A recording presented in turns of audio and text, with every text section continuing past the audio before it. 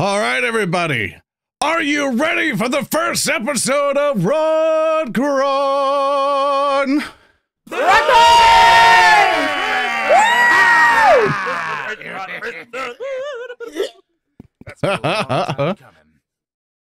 Hi, everyone. We're back. After the characters are getting coffee.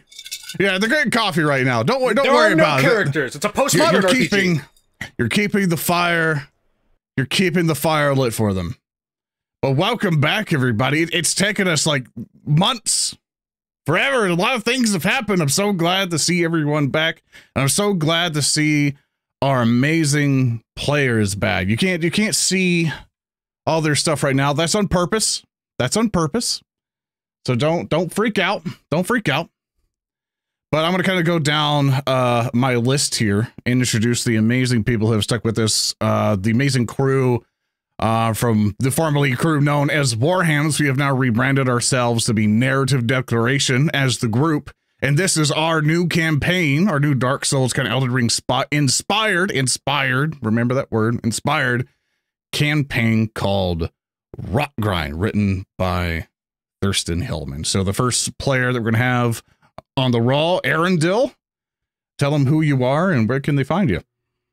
Hi, I am Earndil. I am a writer for Alpha Busa on the newly renamed, we did a lot of renaming recently, on the project called Ogre Popenang. That's the cool group that we're a part of. We were previously the people in charge of TTS, and I write for them and do a whole bunch of other shit. You may have seen Hunter the Parenting. Wahoo. Good. You could see me at Twitter at Earndilio, and that's about it, really. But yeah, that's me. All right, next up we have on the list is Hokey Crow. That would be me. I am a voice actor that did some work formerly for TTS, did some funny bits here and there for a couple other content creators, but mostly for Warhams in the past. This has been very fun. I'm very happy to be back. Are we doing plugs for where you can find me? Because you can pretty much only find me at Twitter right now. Same username at Hokey Crow. Missed you all, but I'm very excited for what's to come. And next up we have Odarushi. Hi, hello. I'm Odarushi. I am a sewer goblin that's been dug up to be a part of the cast here. Step up. Yeah, exactly. You can find me on Twitter at Odarushi Writer, in which I mostly just post various Yu-Gi-Oh memes. Yeah. And you will probably see me around on a couple of future projects for Alfred Busa. And yeah, that's me. You did the logo for Hunter the Parenting. I did do the logo for Hunter the Parenting. I do graphic design sometimes. And next up we have Speaker D. How you doing, buddy? Hi, it's another day in paradise. I am Speaker D. I am also one of the lead writers for Alpha Busa's various Ogre Popenang projects, including Hunter the Parenting, where I also voice the eponymous Big D. And I'm very excited for us all to be back. And our illustrious game master, Thurston Hillman, who will be torturing us today. How you doing, man? Sorry, I'm getting in the Dark Souls spirit. Everybody has to have an ominous laugh, right? He's over there. See the skull. Yes. Thurston Hillman. You can find me on all the things at On Call GM, including the Twitches, where I've been doing like Dark Souls playthroughs to get in the spirit for this. I'm not as involved with the Alfred Busa stuff as my companions are at this time, but I am a developer for Paizo, and I work on Pathfinder and Starfinder, and then I was also the GM for Warhams. Woo! And now I'm going to GM for Narrative Declaration, and yeah, that's me. Woo woo. Awesome. And I am your host, Zoran the Bear. This has been a long time in production, and I'm so happy that we finally get this in here and go through this. We have actually a lot of neat stuff for the overlay. Just so you are aware that you can't see the characters right now. This is just for people who are just kind of coming in. And you will not be able to see them just yet. We'll introduce them and show them off as we go, but they have a special bar thing. And the system that we're playing right now to kind of run the entire thing is Pathfinder Second Edition. So if you've ever been curious about that system, this is the one that we've chose to kind of facilitate our stories here today. One of the major mechanics with Pathfinder Second Edition is hero points. Hero points basically allow you to reroll a d20. And sometimes that can help you. Sometimes you go, oh yeah, I rolled a 13 and now you rerolled it and maybe you get like an 18 or something and it'll work great. Sometimes you can reroll it and you'll get a natural 1. It can either help us a lot or severely ruin us because critical failures are an actual mechanic that happens in the game.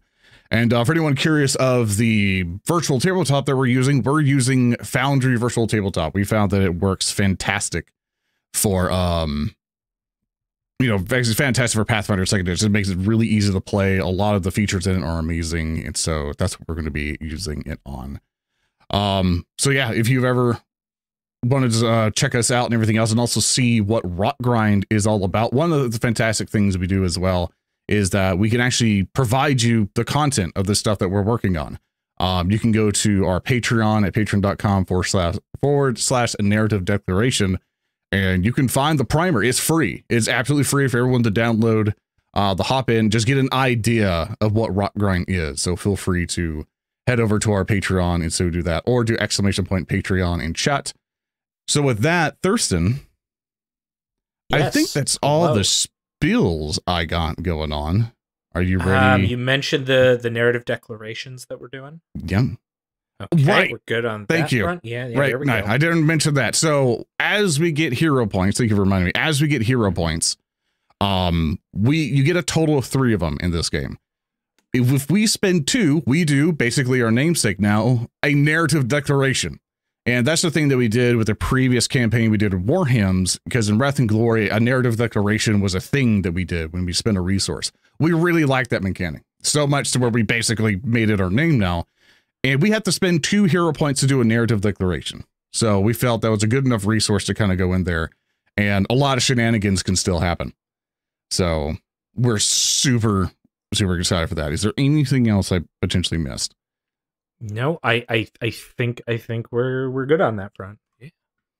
Awesome. And yeah. And stay tuned to any future posts for how things are running, how things are distributing, everything else. So with that, Thurston, I think you can go ahead and give people a spiel of the venture. Oh, welcome to the realm of boxed text. No, but again, seriously, before I get started, just thanks to everybody. This support is utterly fucking amazing, and you're great. And yeah, we're gonna jump in and get into this thing. So let us get going with the Rotgrind campaign. Welcome to the world of Tyne and the Rotgrind campaign. The year is 300 PR, or post-rot, in keeping with the first recorded case of the rot, as recorded by the University of Outset. For the past 300 years, the rot, a mysterious illness, has infected Tyne. This sickness overtakes both body and mind, and some scholars blame it for a growing state of apathy that has taken root in many of Tyne's nations. Our tale begins on the continent of Perdoma, a land mostly comprised of the fractious nations and city-states informally known as the Inheritor Lands. These are the survivors of the collapse of the Empire of the First House, following its former leader's ascension to divinity. These nations still cling to the false hope that they can reclaim the Empire's former mandate and restore the glory that once was. To the north of the Inheritor Lands is a frozen tundra ruled over by undead nobility who resisted the Empire of the First House and still cling to their holdings. These lands are now known as the Mornracht Expanse, and only the desperate or foolish travel there, which means I'm sure this campaign is going to go there. Let's not kid ourselves. Elsewhere, along Perdoma's western coast, is a jut of swamplands known simply as the Solitude.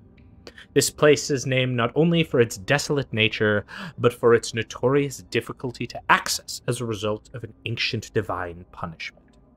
At the heart of the Solitude is Outset, the so-called City of a Million Faces, and the place where our story begins. Outset is one of Tyne's largest settlements. It is the world's oldest settlement, and is vertically developed.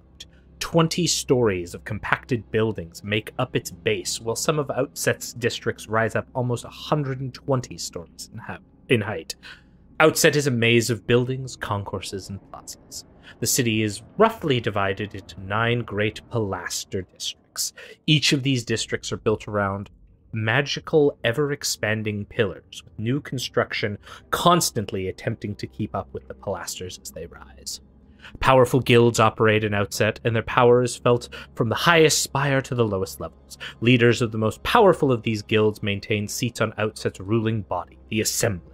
To have any political power in Outset requires having your guild be recognized, and only the Assembly can provide such recognition. Some democratically elected citizens with no guild affiliation fill the Assembly's seats, though speculation of their corruption is common gossip. Our tale, however, does not begin in the glittering spires of the Assembly, or even close to it. Our tale appropriately begins in the lowest level of the Pons Pilaster. It is one of the districts that doesn't even have a pilaster, as the eponymous Pons Pilaster long ago fell into the earth and left only a depthless sinkhole in its wake. And much like how the pillar of this district was long forgotten, so are many souls who have been condemned to imprisonment by the corrupt law enforcers of the Tyrant's Guild. The destinies of 6 heroes begin in a cramped prison in Outset's lowest levels. Earndil, my friend, would you please describe what your character looks like, and about your character? The fellow who I will be piloting this campaign is a rather average-looking man from all accounts. He is about 6 foot, he's of average athletic build, and he is generally got decent posture, but he slouches when he is not particularly interested in how people look at him, which is quite often, I'm going to point out. He has, most vexingly of all, a large metal can. Can be charitably described as a paint bucket, with a metal slit carved into it, where his eyes would be. He wears this so as to preclude being summarily shot in the head while wearing it via arrow or pistol bullet, ideally. He wears a long, ragged coat of decent make. He keeps it in good condition. And he has bandoliers upon bandoliers of alchemical reagents and goods for either immediate use, emergency use, or recreational use. And he wears, for armor, a simple breastplate to cover his chest, again, because those are the 2 most important parts, is your head and your chest. That's where all your organs are that matter. The rest you could probably afford to lose, at least one of. Excellent. We find Baldric has... Baldric is in this prison complex and is going through a process. At this point, he has been brought to a desk where, unlike many of the other prisoners here, the guards have not confiscated Baldric's various sundry alchemical items. Instead, what we have behind the desk is a large half-orc with a shattered tusk on his left side of his face, bedecked in plated armor that displays the sort of skull-based iconography of the local law enforcement, the Tyrant's Guild. This guard looks up at you, and Baldric, you're no stranger to prison. You've had some altercations with the government in the past, so as you look into this guard's face, you recognize this half-orc guard as Hulmul. And Hulmul looks at you with sort of a shake of his head. Baldric Weathers. Looks like you're going back in. What was it for this time? Same trumped-up charges as always, you know. Do I really have to spell it out for you? You've got the papers. Well, it looks like you... Well, they say you blew up an orphanage. Mm-hmm. Is that true? I need to ask you something, Holmo. How many times have you seen me through here, and how many orphanages have they said I've blown up? What? I've never thought about it that way. That would mean there'd have to be a lot of orphanages here. Yes. Huh. So, I haven't, but, you know, that doesn't really matter, now does it? Well... maybe. That's okay, though. We're not taking your stuff because we know you're probably just going to take the option of fighting your way out of here again. Is that safe to assume? Oh, yeah, very easily. I mean, all right. I'll probably be out in a couple days. Oh, easier than that. I think we got the pit fights all ready to go for you. All right, take Mr. Weathers to his cell. And the like shadow guards emerge from behind you and walk you only a few feet away, maybe 15 feet to a side cell with the door open. It has a fairly spacious appearance to it, though it has, I would say, a set of fairly ominous background as well. You can see that light is seeping in through a barred cell. There are hanging chains in the corner of the room, and in fact, a shattered skull in the corner. There's a section of the chamber that is entirely covered in darkness, but you are led in, and as you take your step in, Baldric, you can tell that the next person in line for processing has been brought up. And the next person to be brought before Hummel, Hokey Crow. Would you describe your character to the masses? So the character that I will be playing or portraying for this campaign is a very large wooden boy. He is a towering figure, an amalgamation of both rotted and growing wood, vines, and dilapidated metal. He stands upon two digitigrade legs, ending in odd semi-mechanical feet. His shoulders, almost two bulwarks of, well, wood and vine, enclosing a very large and what would be very aptly described as barrel chest, within which a churning orb of raw star stuff, always changing, shifting, like the universe itself staring back, nestled within a cradle of vines, keeping it tucked away from both prying eyes and those who would do it harm.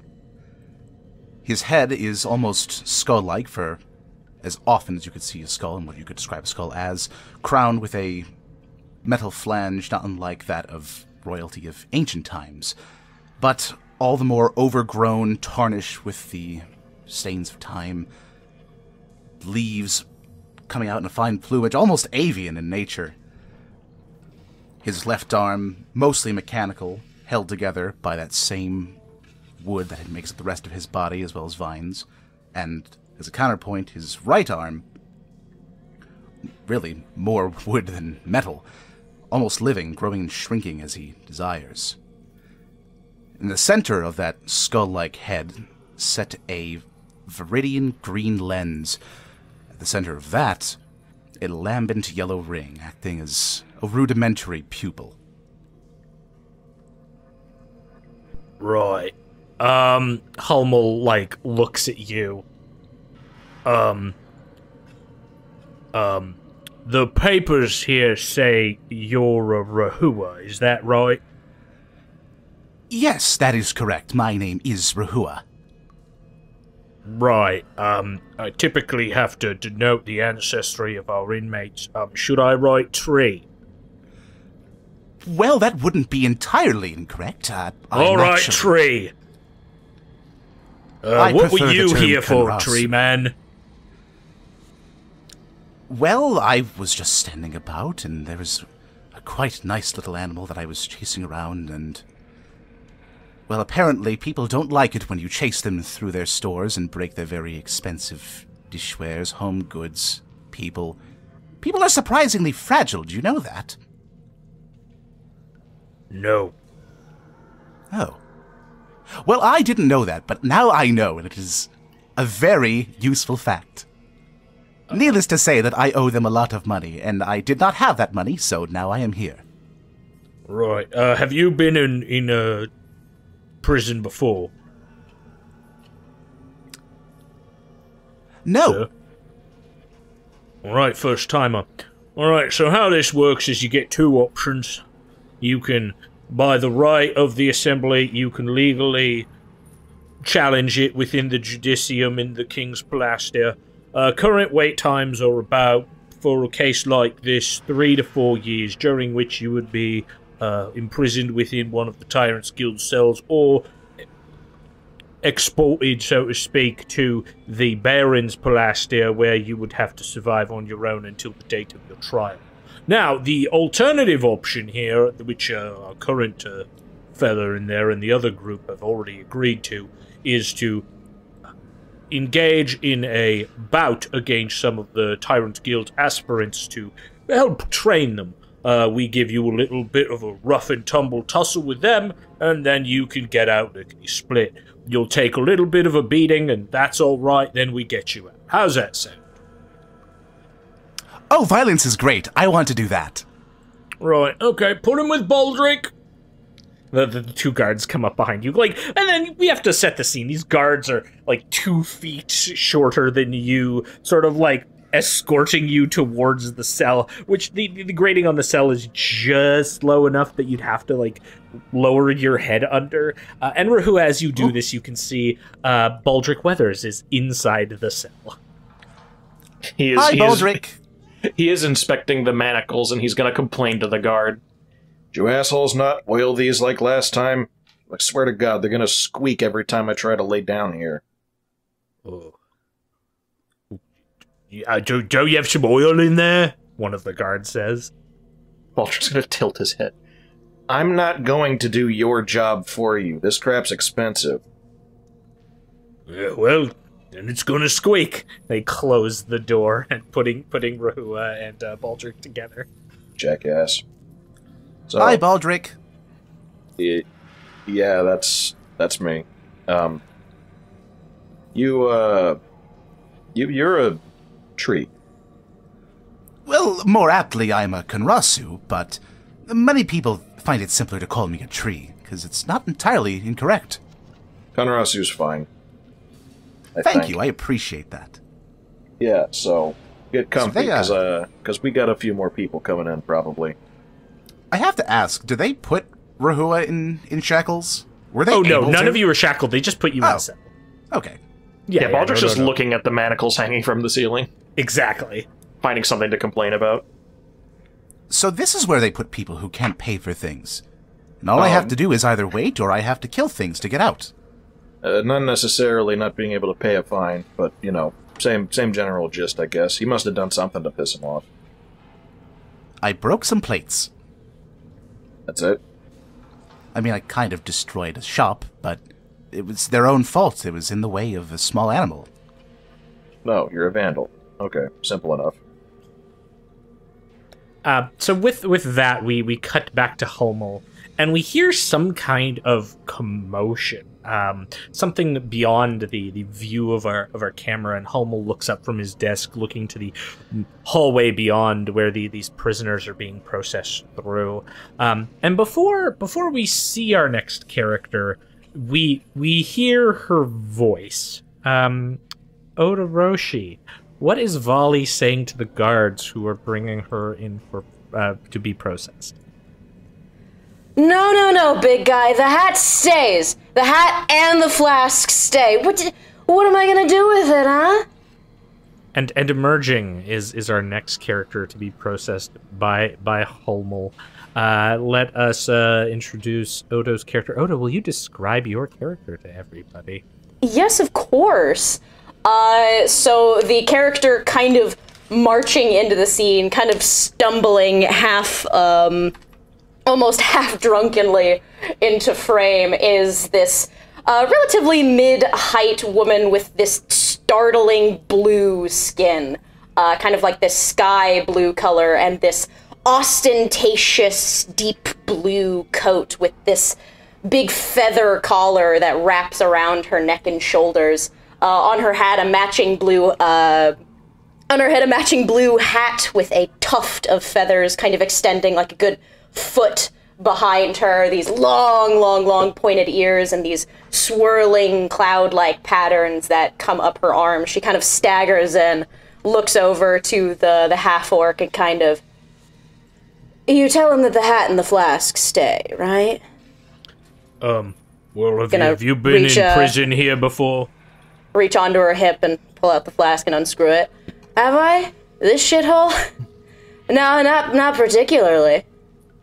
Right. Well, there's two ways you can go about it. The first is you can try to legally argue your case, which will take approximately 3 to 5 years for your case to be heard, during which time you'll be contained in a prison cell of the Tyrant's Guild's operation, perhaps even taken to the Baron's Plastia, where you will be hunted until such time as your case emerges, or you can engage in some of the arena fighting to train up our new aspirants. It's a one bout, you get a bit roughed up by some aspirants, and then we let you go. Which would you prefer? 3 to 5 years. Fuck that, buddy. Takes a long swig. Yeah, I'll poke some holes in your aspirants. I mean, are they ready for me? He, looks up and down at you. Do you fight with a hat? No! I don't fight with a rapier? If you please. Are you providing things? We've got your equipment. It's all in storage, minus the hat and the flask there. Thank you, You can keep kindly. the hat and the flask while you go in the cell. Take this one in the cell. And, the two guards, start to, push you along. And there better not be any fingerprints on it. He shakes his head, writing things down. Oh, wait. What was your ancestry again? I've got a sea elf here. Is that right? No. Oh. I'm a sylph, dummy. Sylph. Oh, you're one of them. Free as the sky. Old powers. Gotcha. All right, send her in. Don't call me old. And then, Valli, you are led into the cell where both Rehua and Baldric are milling about. And the cell opens and you are admitted in. Stumbles inside and just kind of takes another drink. Hi. Hello. Hello, I am Rehua. So they sent me in here with the bucket head and a tree. Excuse me. It's a helmet. And Baldric. I mean, it is a helmet, but it is definitely a bucket. Baldric, nice to meet you. Name's Valli. Yeah. Maybe hold out don't a call me hand to him. Buckethead unless you want me to call you Feathers. Oh, Feathers is fun. But fine. Baldric it is. He shakes her hand a little warily, and then you see his helmet kind of recoil back a little bit. Oh, I think your breath's like pure ethanol. Hang on, hold tight. He begins fumbling around his equipment, and he brings out a really quick little a fire starter for a moment, and he scrapes it a little bit. I want to test something. Don't set me on fire. This is expensive. As you can see, it's got, stains on it. Her big feathery coat. Yeah, I can see that. Well, I take it you're in here for public drunkenness? Piracy, actually, if you'd believe it. You know, high sky piracy, stealing from the rich, giving to the poor. You tend to get arrested for that stuff nowadays. And yet you're in here drunkenly stumbling about like a vagrant. Listen, the amount of rum that I have just consumed within the last 24 hours is between me and Father Storm. Alright, well, if you're gonna puke in the corner, and if you need something to stop you from getting, jaundice, I think I could help with that. Oh, I like you already. I'm gonna shake his hand, and then I'm gonna turn to Rehua. So, you're a tree? Well, actually, I am a Konrasu, but you can call me a tree if you would like. Why are you so adorable? Rehua will cock his head to the side. Is Rehua, sitting down? No, he's just towering over you right now. I can imagine Valli grabbing Rehua going, I want a plushie! Also, this is the only time in history that someone gets away with starting a sentence with, well, actually, and then the response is, you're adorable. Exactly, yeah. Even towering above, Valli, craning her neck back really far, just reaches up and, gently holds either side of your face. You are adorable. How did they make a tree cute? Anyway, what'd you say your name was? I am Rehua. At least that is what I am known as. Well, it's a pleasure to meet you. I'm Valli. It is a pleasure to meet you too, and Rehua will extend his right arm down, shrink it just a little bit to not crush your dainty little hand. I'm gonna shake it. Oh, how wonderful. And as you Anyway. you shake the tree that is Rehua's hand, there is the sound of footsteps, but it is not another member of our intrepid band. No, in fact, walking in is a one of the lone guards who goes up to Hummel, scratching at the side of his head. Oh, sir, have you ever considered the political faculties that bind us to this place and the socio-economic positions that we're in as gods? Oh, fuck me. Word. Hummel looks, turns his head, the shattered jaw. Oh, I think I have an idea who the next one is. All right. If it's who I think, just send him in now. Let's get this over with. Speaker D, my friend. Would you like to describe your character as they enter in on the scene? The doors open deafeningly.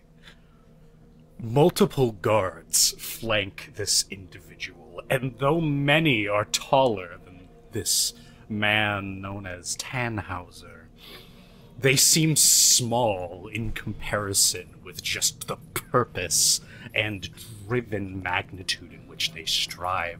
Beneath a black cloak lies drab attire that seems fit almost for a military uniform, though it matches no known fatigues of this world.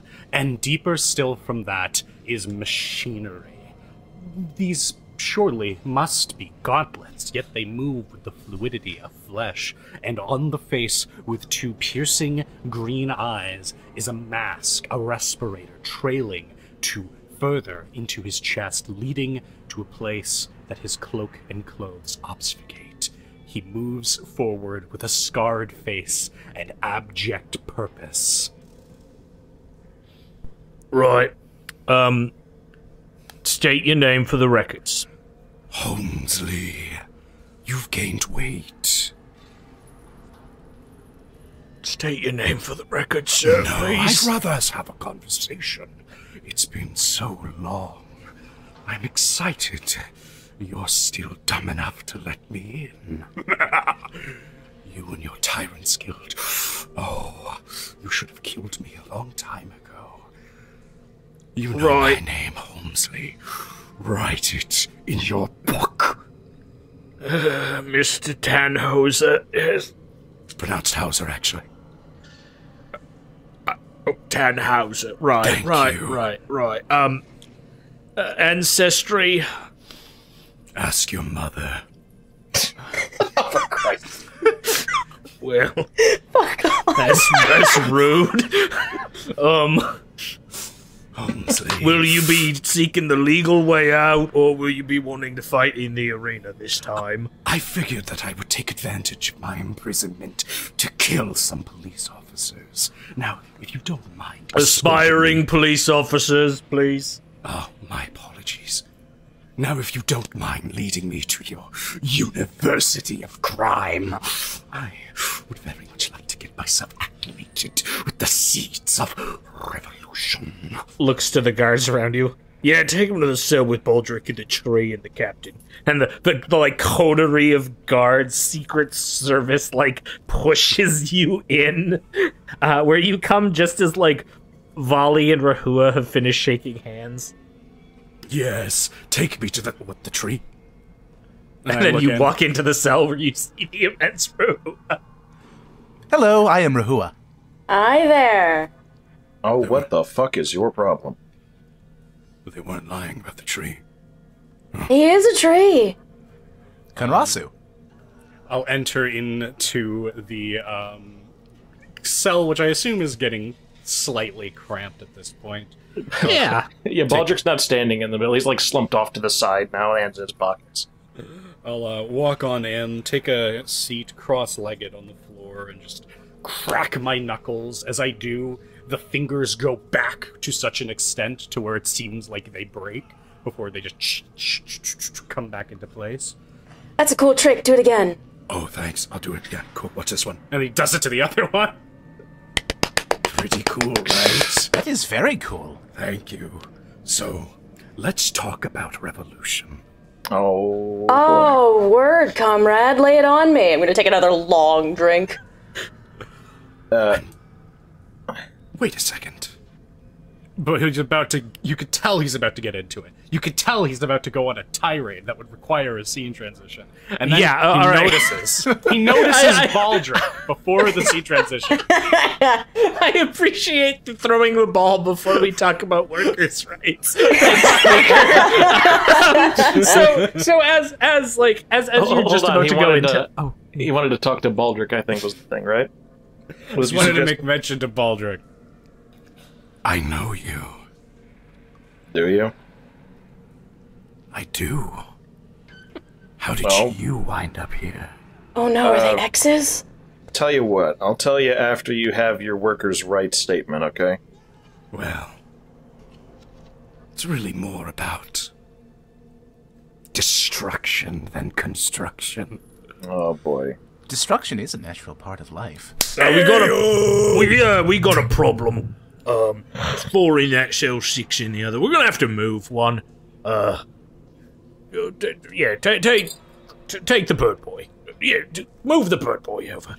And like the camera cuts to the cell that is opposite the one where our band of heroes has been placed into as the guards turn and open up another cell where we see like the nondescript shadows of 4 individuals, and then like one really like plucky fellow who's in kind of like a dirty set of leathers, has a lute at his side, has like a chronicle book in one hand. Like the camera lights like goes on to this plucky boy who looks up, smiles at all of you, and like just says, "Oh, wow!" Like looking at Valli and Rehua and Baldric and Tannhauser.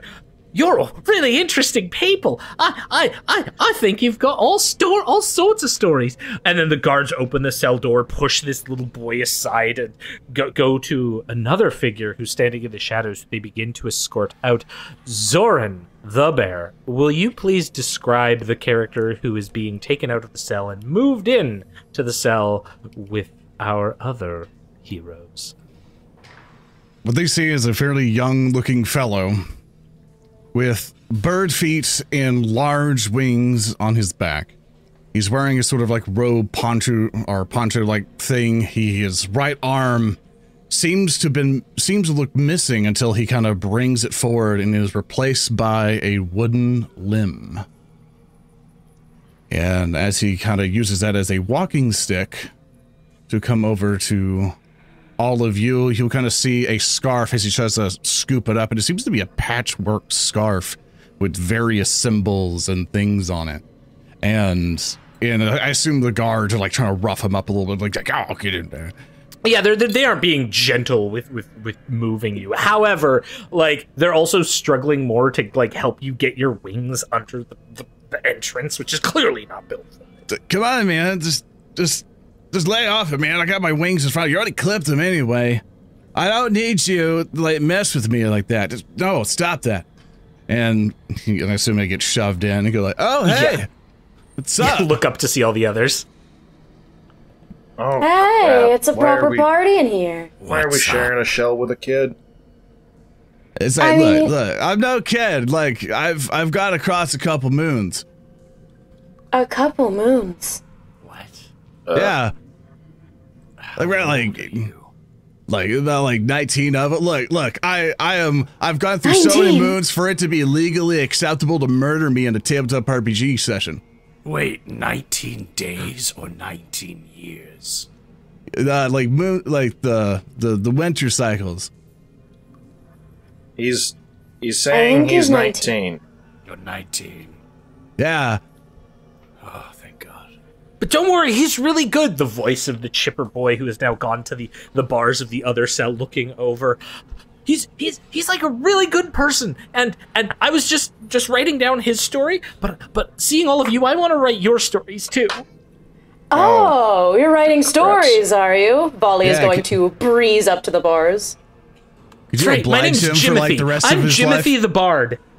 Jimothy the Bard. Nice to meet you, Jimothy. He smiles, cutting back to Oran. He's like, yeah, could you like, you know, let him listen to all your stories for the rest of his life? Because I'm done. You're done. You've already told him all yours? Yeah, look, he stares into your eyeballs as he does it. It's really creepy. Does he blink? No. Oh. Hey, Oran, was it? Yeah. Baldric is going to lean off the wall at this point and just kind of saunter over. Can I roll an alchemy to see if he's high? Yeah, absolutely. Oh, I've been waiting for this fucking roll. Yeah, here we go. First roll of the campaign. Can I see if he's high? Absolutely. Make a weed check. What would you like me to do for that, Thurston? Because alchemy is not a skill. I will allow you to do a perception check, but because you are an alchemist, I will give you a... You know what? In this case, I assume you've had a lot of dealings with this particular type of class. I'll give you a +2 circumstance bonus on that, Baldric. Jesus Christ. All right, hold on. I believe in you. Let me just give myself a +2. Mm-hmm.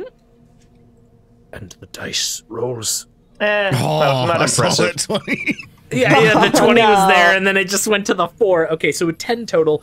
There are some chemicals. You're not sure. Like you smell some strange things by this bird, but it might be bird smells. You're not quite sure. Oh, I'm not exactly about to ask him, hey, do you smell like a bird? Yeah, exactly. Is this like bird smell? I don't know if this is normal. Well, between the captain's drunk fumes and whatever crap's coming out of him, as he jerks a thumb over to Tannhauser, I guess you're off the hook. Yeah, yeah. Don't spill anything on the ground. Look, I'm not into drugs or anything, man. Really?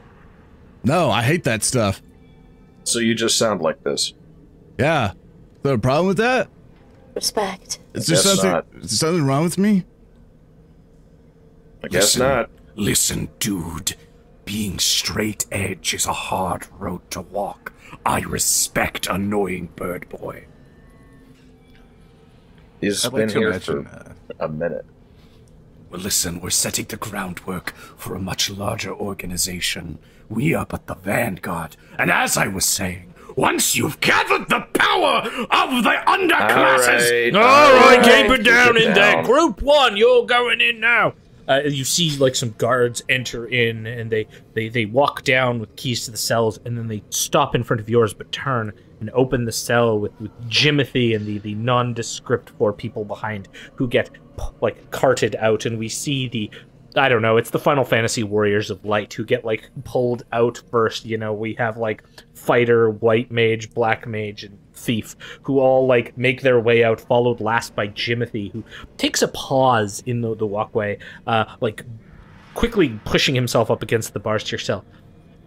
All right, when we all get out of here, I'm gonna chronicle all of your findings.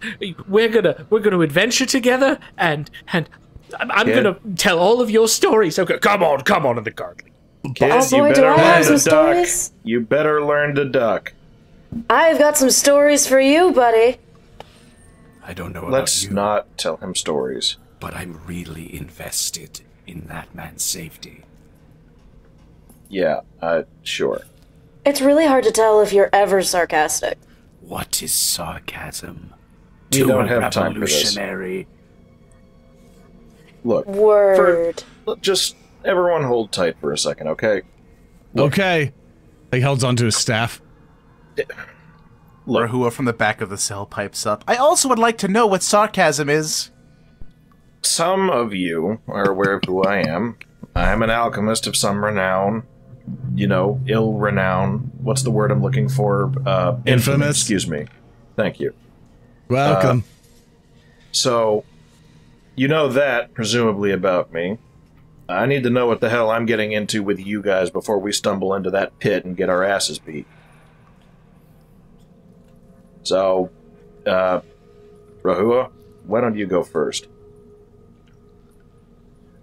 Well, what would you like to know? He's just holding one of the shackles, chains in his hands from the wall. Can you do anything else? Well, I can hit people very, very hard. Okay, And I Got can any look cool at them tricks? Got any cool tricks? Like, can you like, I don't know, can you throw fire at people? I could throw fire at people. One at a time. Can you do magic? I'm not familiar with the concept of what magic you may be referring to, although I can look at people very funny, and they tend to not respond well to it. All right. Sometimes they tell me I'm ugly. Just stick to hitting people for now. Okay. Valli, please tell me that you have, like, a gun or something. A sword, thank you very much. Why The does no one best take a rapier duelist this side of Outset. Why does no one take a gun? What? How many pirates do I know that don't use a gun? I mean, seriously. Because, I mean, where's the fun in just shooting them from a distance? You don't get killed. Yeah, but where's the glory? I Oh, think there's plenty of glory in a well-executed cannonade barrage, but they are very expensive, so I understand. That is also a factor, but we keep that one on the DL. okay. And how about you, Tannhauser? Fella seems to know me. Do you have any sort of combat? I would assume you do, and you're not just some kind of weird mechanical philosopher. I specialize in disrupting the unjustified hierarchy between tyrants' heads and tyrants' bodies. In short, I am a spell sword. Okay, that's actually quite useful. You're gonna probably be doing a lion's share of the damage at the moment. We're gonna need that. Can you do anything else? Well, I suppose not, unless you consider rousing academical treaties and calls for revolution, and my hobby is fishing. I do not, so we'll move on to the bird. Oran? Hi. You said you Yeah. could throw fireballs? What do you do Yeah. again? Oh, I could summon lightning. Okay. Baldric kind of looks up at the ceiling. Oh, I can do it in here too. Lightning doesn't Okay, give a well- fuck. Okay, well, don't do that right now. I mean, I can do it right now. I can just bust us no. out of here if we want. No. But I'm here for my friend Ryan though. He's like somewhere in here. Well, Then, as though to punctuate the statement, a blood-curdling scream is heard from outside the window. Oh, well, I are was they here for winning? Ryan. Uh-oh. Sorry about that. Well, that could be a good scream. We don't know yet. I don't know if there is good screaming going on in there. Oh, by the gods, kill me, make it... this is not going well. Get well soon. I don't think he'll get well ever. Probably not. Pour one out for our fallen brothers. I unscrew my flask and pour out a little. Yeah, I'll pour out like a little bit of. Hey, internal alcohol's fluid. a good reagen't. Give me that. Oh, Baldric will dive with an empty flask to catch whatever she's pouring. You have any idea how expensive alcohol is? Don't do that. Oh, this is not expensive stuff. I know, Give it a that's smell. that's the good part. It's mostly ethanol. Hey, all of you! What? Hello. You see Hummel as like two other guards have come in. Looks like the first group's done. You're up. Oh, All right. Well, watch, learn, and cheer, boys. And so the guards come, they open the cell and escort you out, where they take you through a winding maze of tight tunnels and passages. The sounds of like shouts, jeers, screams seem to echo along the walls here. And you're brought in a line to a larger chamber that has all of your equipment that has been perfectly racked on the walls, except for Baldric, who obviously they just let Baldric keep his equipment. What And are you so- gonna do? Stop me from making bombs? I mean, you know, right? Like, it could be a And so you were all brought to the front of a iron portcullis that is exceptionally wide. You can tell it's the entrance to some larger theater of combat. Guessing that it's probably about 15 feet wide, but actually probably more like 20 feet wide, allowing each of you, like 4 of you, to walk out side by side, and then 1 to trail from behind as it sort of rises up. Who's going to be in the back row? Who is not going to be in the lead group as you walk into the area you corral? Guess Baldric will take the back. Okay. Yeah, All right, Baldric, I'll watch you. Yeah, you got it. Yep, that's the plan. Always want to learn how to throw glass bottles. So you find yourselves emerging into a particularly vast arena. It's about, you'd say, 100 feet wide, maybe half as long, with sturdy stone pillars, the sides of which are spiked, and they have a diameter of easily 10 feet, with spikes all around. And then further up ahead in the center of this arena are 4 metal posts. Thicker pillars wood, I should say. Thicker wooden posts that go up to a walkway above.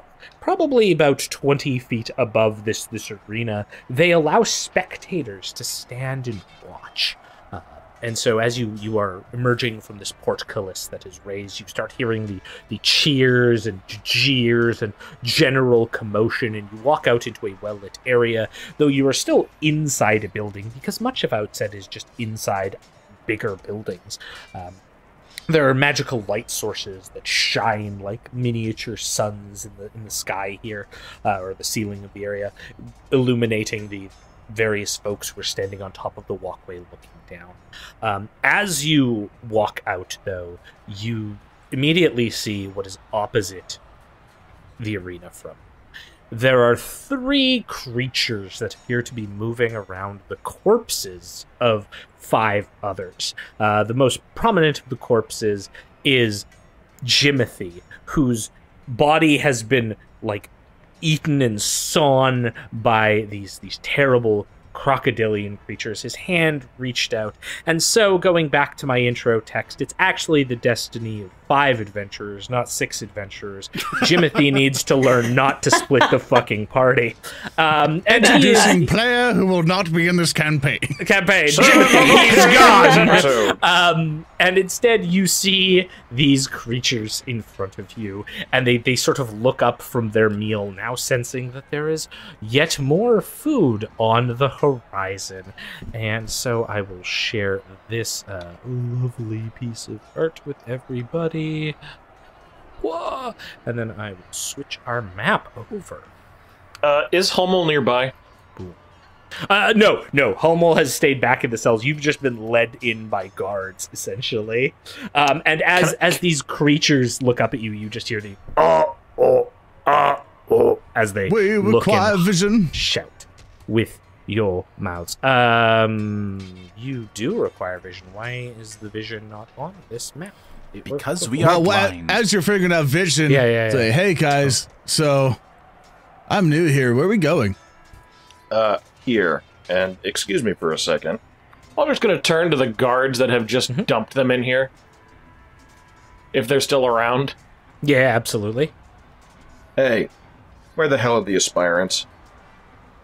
Oh, yeah, not today. You do realize that I was playing nice, right? We are going to have a word about this later. I'm sorry. Very sorry. God damn it! That's the entire reason I made this trip! Ooh, I'm angry now. Take out your frustrations on the Krots. Don't just... This is no longer a fun show. Now we need to not die. There we go. Now we have vision. All right. Go get these All right. innocent animals. So these bodies are being like eaten by these multi-mouthed crocodilian creatures. I am going to get all of you to click on your respective tokens and set yourselves into combat mode. Oh, boy. Whoa! Combat. Oh boy, here we go. Since Starting none of you with really combat. like had the opportunity of stealthing in here, I think this is just all going to be perception for initiative. So if I can get you all to roll perception checks.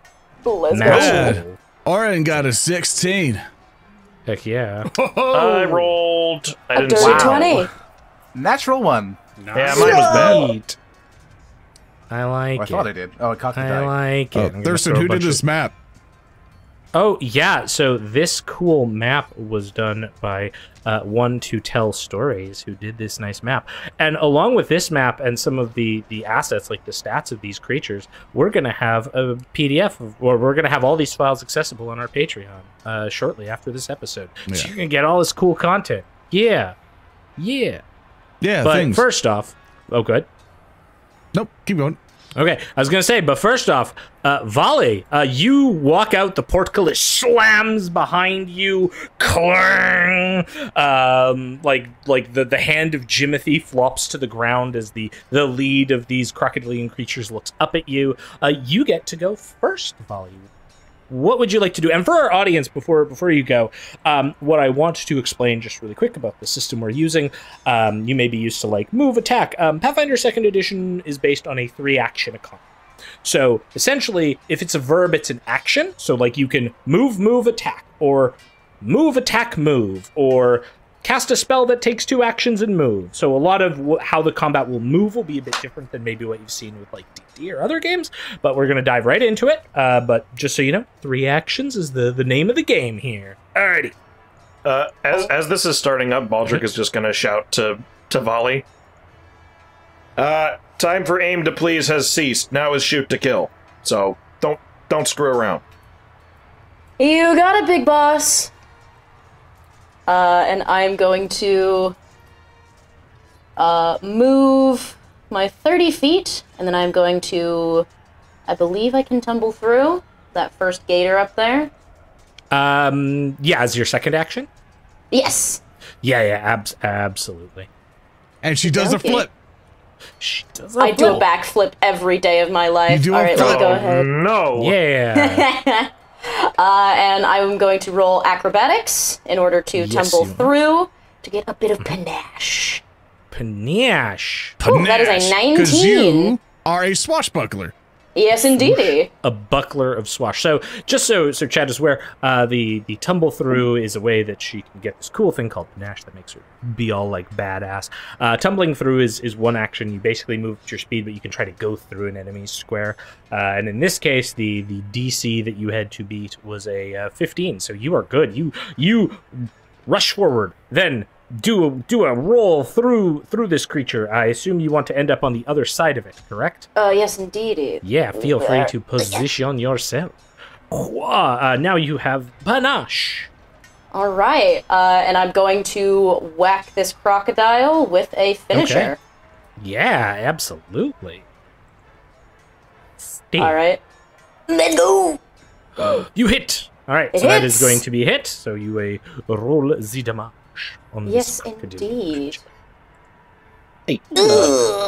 That was a bunch of bad rolls there. So Not you cool. get behind it and do this fine thrust with your rapier, but the creature is sort of sinuously turning to face you as you've tumbled through it. So you only manage to score a strong shot, but still very grazing along its back.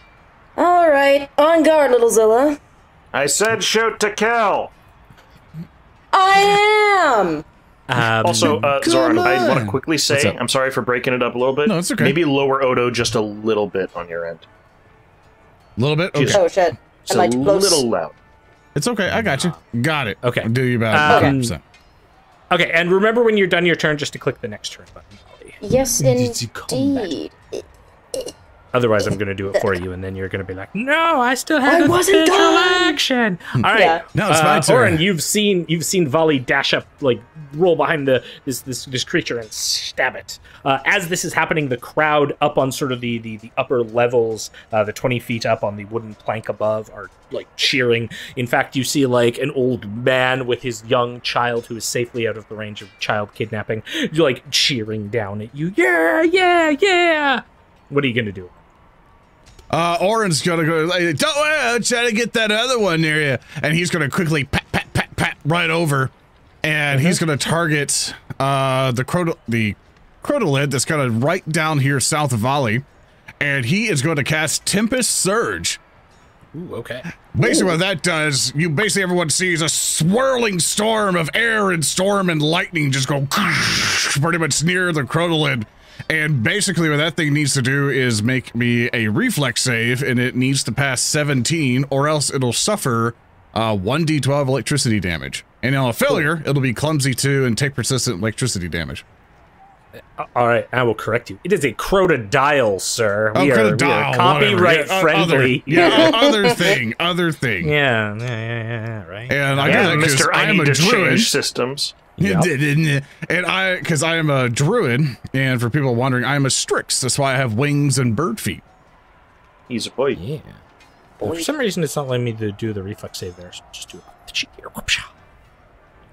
Ha-ha! No. Ooh, that will All right. fail within He 11, fails, and so he give me will that take... damage. Come on, big roll. Nice. Big money. Yeah. Let's I got go. 10, and you can drag that persistent damage on him. Is there persist? Oh yeah, it takes persistent. Yep. Yeah, absolutely. So really And the cool clumsy thing, too. chat. Yeah, just so you're seeing, I click damage and it applies the damage. You'll see the hit points. Really cool thing there. And then on a failure, I am clumsy 2. I can drag that over onto it, and then I can also drag the persistent to it. Persistent damage is damage that applies at the end of every one of its turns, and it can kind of take a chance to get it, like get that persistency off. Clumsy will apply a condition to any of its dexterity-based checks, including its armor class, reflex save. So it's really good. So this the crackling like bolt of electricity smashes into it, past the wooden pillar, and you hear this just like brrrp, as it like recoils from that. Yeah. Oh, also I need to rename you, because for some reason I had your. Oh, yeah. And that will be the end of my turn. Okay. Cronk of Dial. Cronk of Dial. Get crunk. Get cronked. Okay, perfect. So the clumsified crocodilian creature that has yet to be identified will go. It will.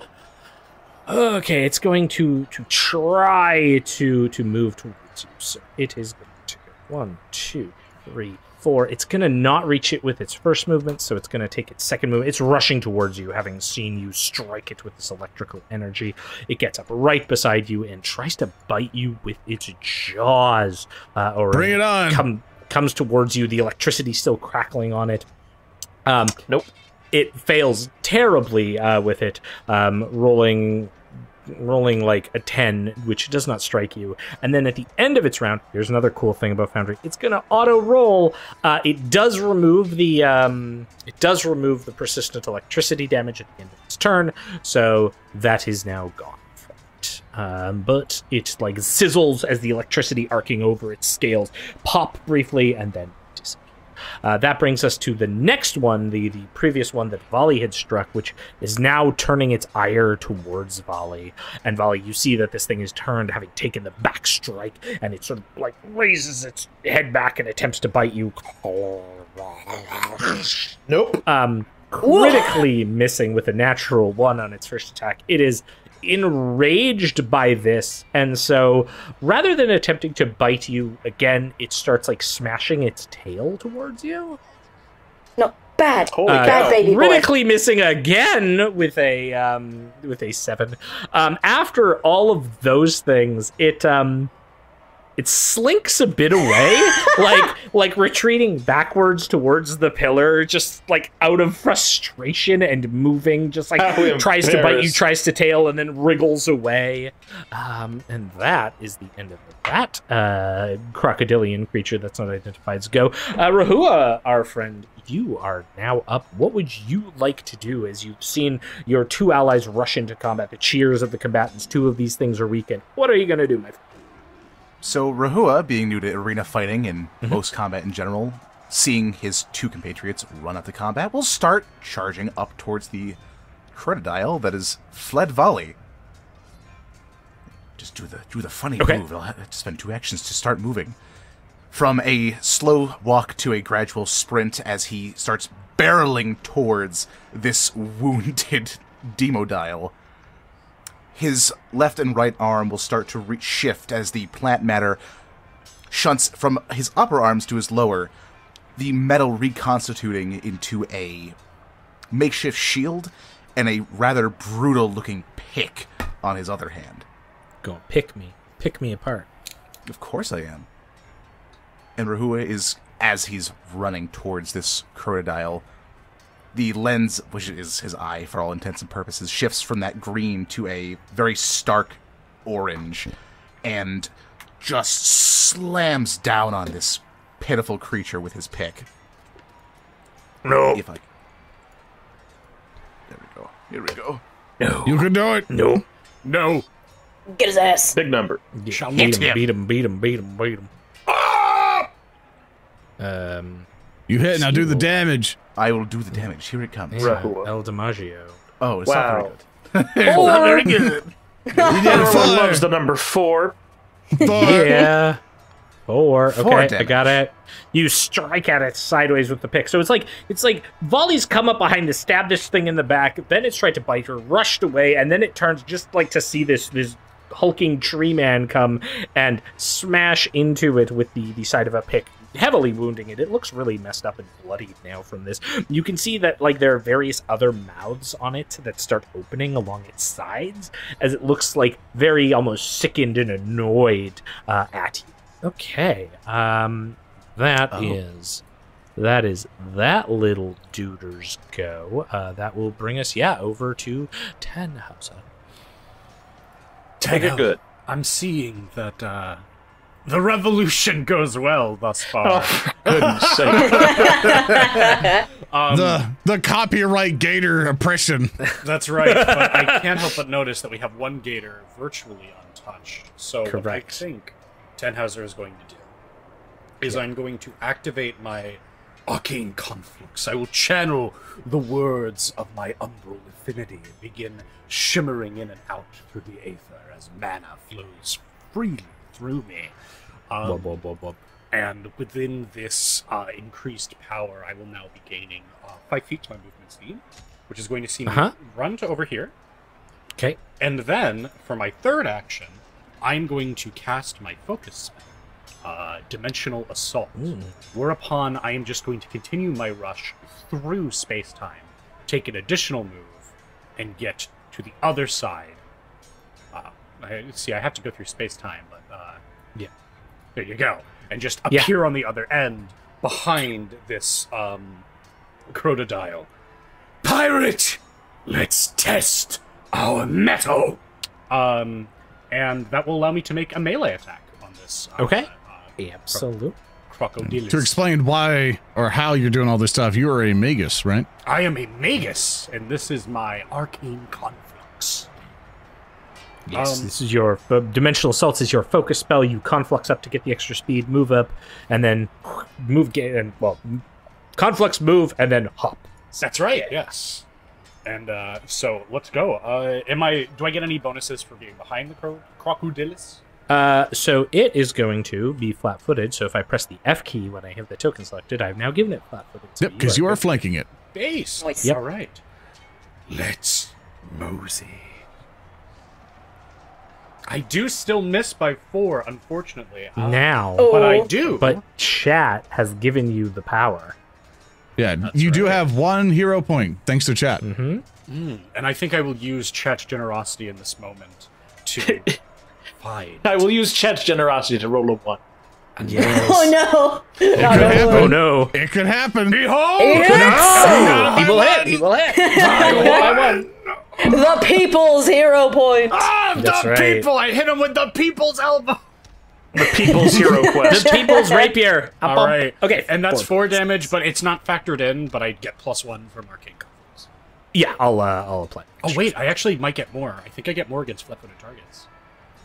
Yeah, you actually do. I think it's a plus because you are the laughing shadow. Yes, so I am +3, so that's actually 7 damage. Yeah, that's Ooh. not bad at all. So just pierce forward through the back of the hide, bringing my sword back to bear. And now, Yeah. and I are looking really cool fighting the crocodile. The sword buddies. Well, I think you were done, correct? Sorry. So Yeah, you that's took all my a- actions. Okay, so the crocodilian turns to you now, and is very unhappy with what you have wrought upon it, Tannhauser. And with a sudden, it attempts to bite at you with its jaws. That's just its opinion. Oh, it will hit you. Oh, Oh, And will do damn. 11 points of damage as its opinion bites into your thigh with like a terrible crunching sound.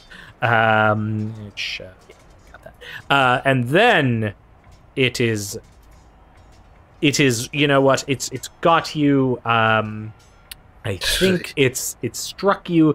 It's going to grab you.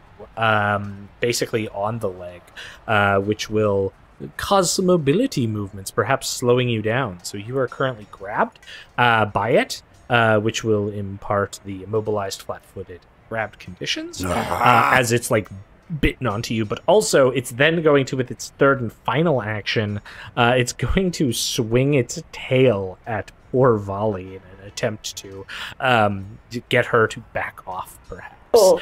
It will take a penalty, which it will miss on, so the tail goes like widely, like flailing about, and that's the end of its go.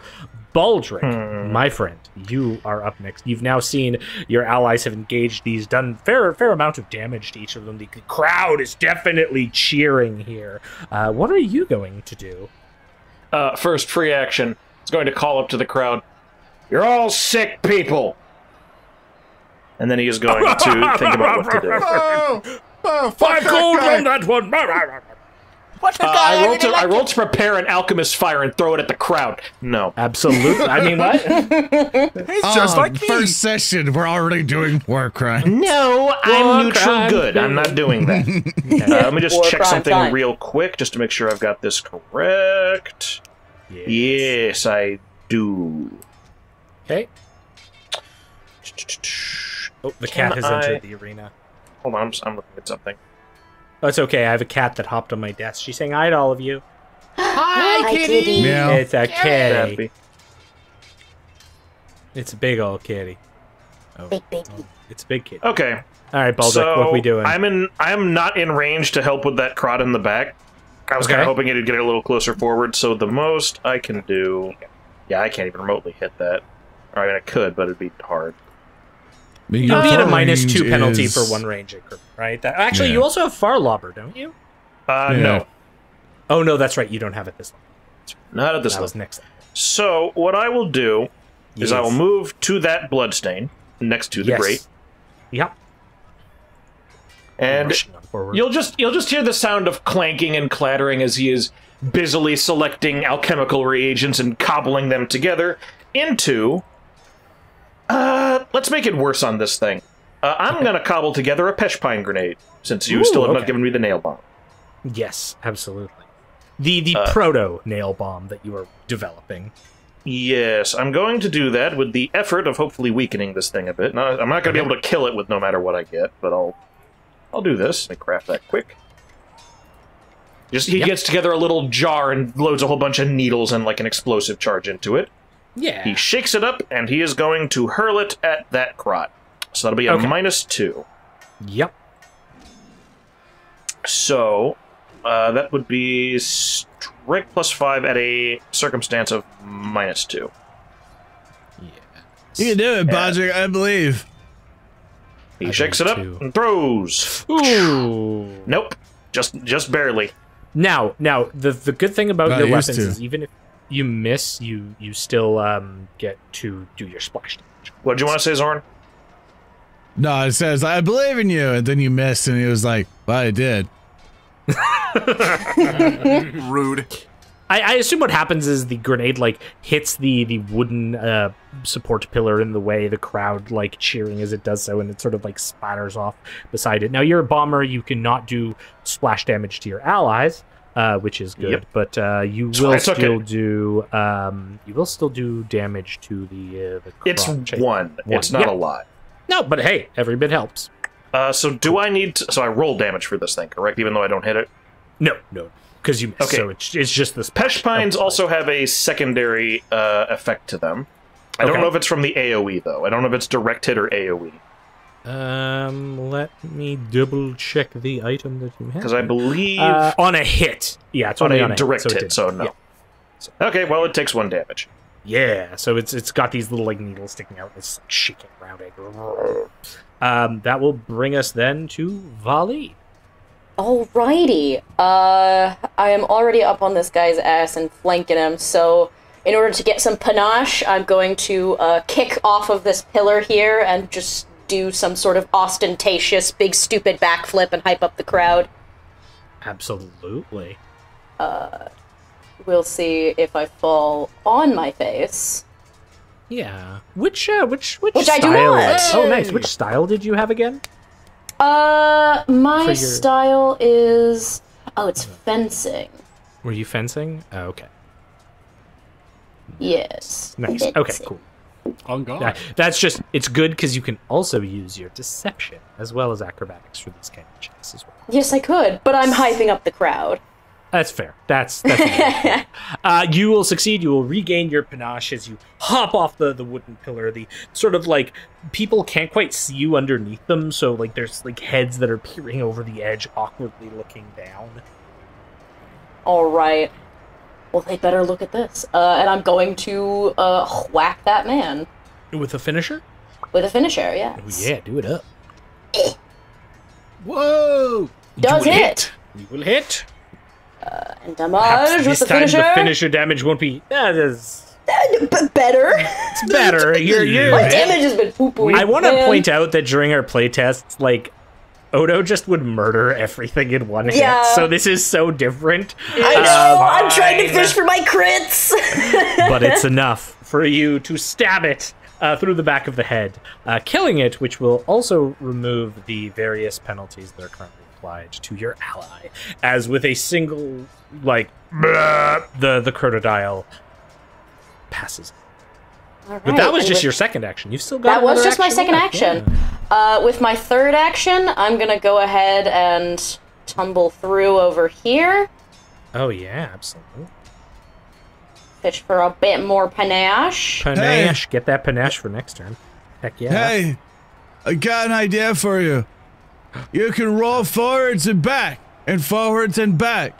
So you can do And a flank forward and and a back. forwards And and then back. 1 foot forward. That's genius. Yeah. Alright, that's a Remember, 17 on the acrobatics. Get your panache. Yeah, okay. In fact, most of the panache comes from whatever the fuck Oran was telling you there. Yeah, exactly. Yeah. listen to do my a- metagaming, god damn it. True. I'm gonna tumble through, do a big somersault, and just like keep hyping up the crowd, pointing at Rehua. I appreciate your metagaming. For the love of God, position yourself to flank with Rehua. Oh yeah, true. Forward and back and forward and right there. There we go.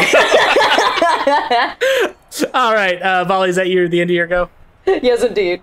All right, pass le baton to Oh, Oran, yes. who will go. Yes, indeed. I Oran, will eventually not get used there. to hitting the end turn button. I'm gonna try to do my best to revive everyone I swear. Radical. Oran the bear. Like, Oran basically slaps his hands together and go, Krakatoa, bitch! Pow! And then basically electric arc fucking goes between both of the crotolids. They both need to make me a reflex save.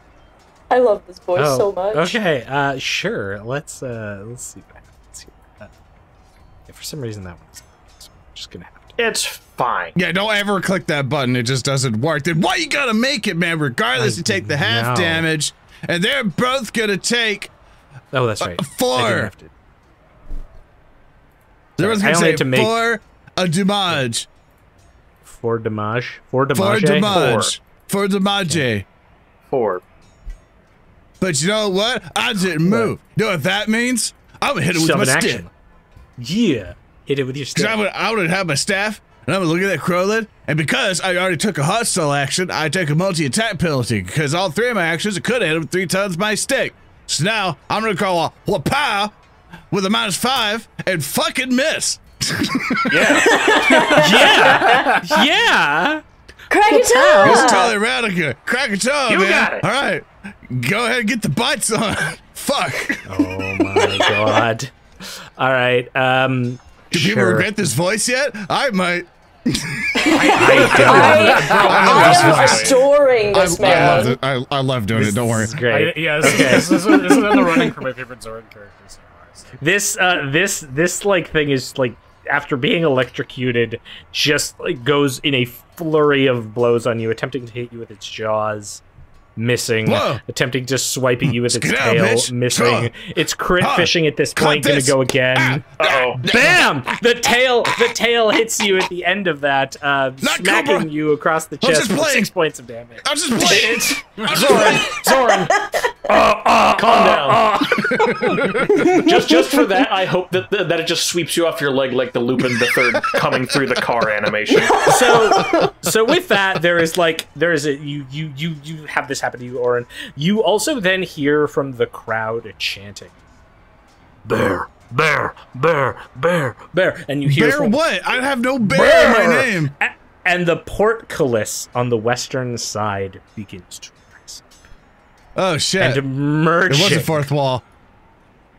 Emerging from behind the wall is an immense bear. Oh, God, the fuck on. Though, damn it. It's not quite a normal bear, because as this sopping, wet-furred creature emerges, you can see that its chest cavity is ripped open with tiny teeth along the edges of it, and it moves forward with this brrr.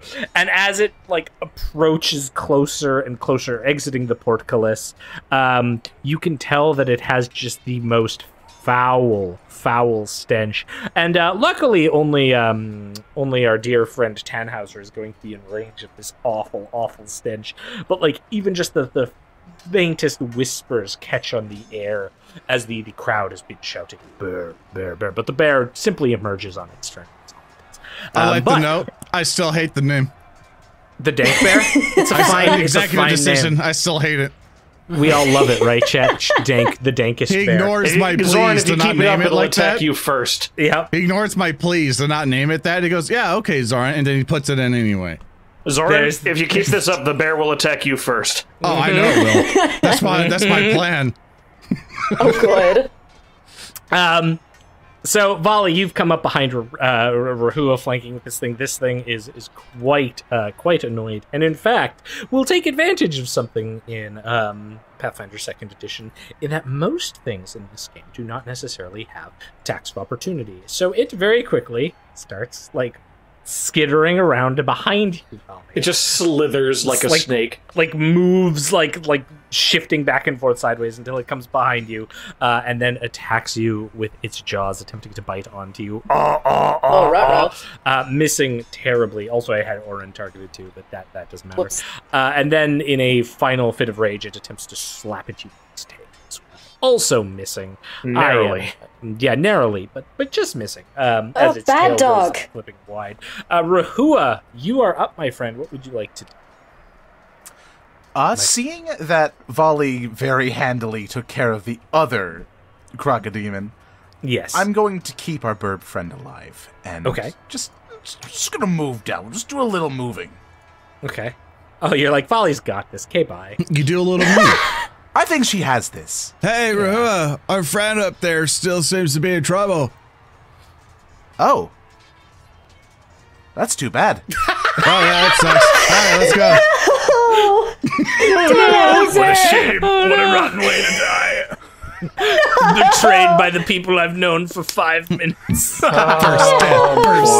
First death. This is not Like Tannhauser.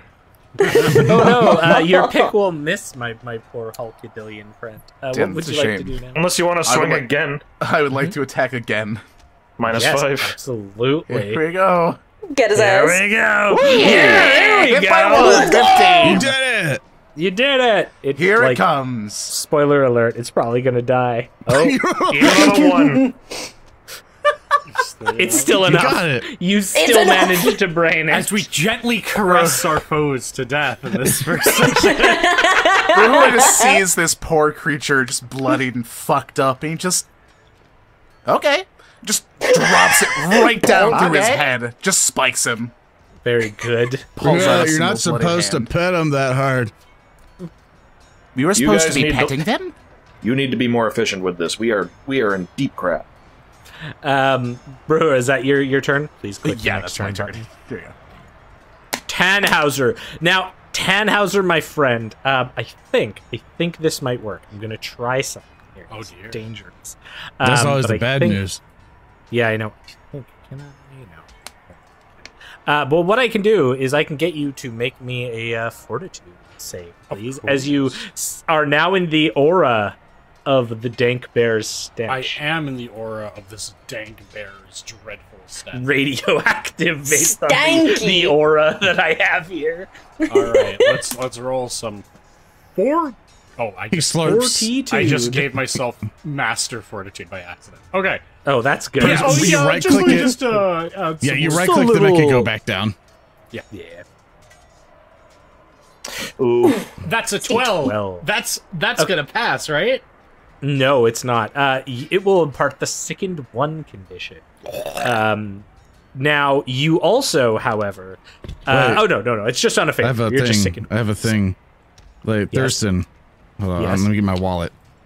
Okay. Why am I Okay, wallet I paying him? have a little something for you. You're just gonna. Okay. We're gonna forget about that, and that's a success, right? So, sickened 1 condition. Tell me all about it.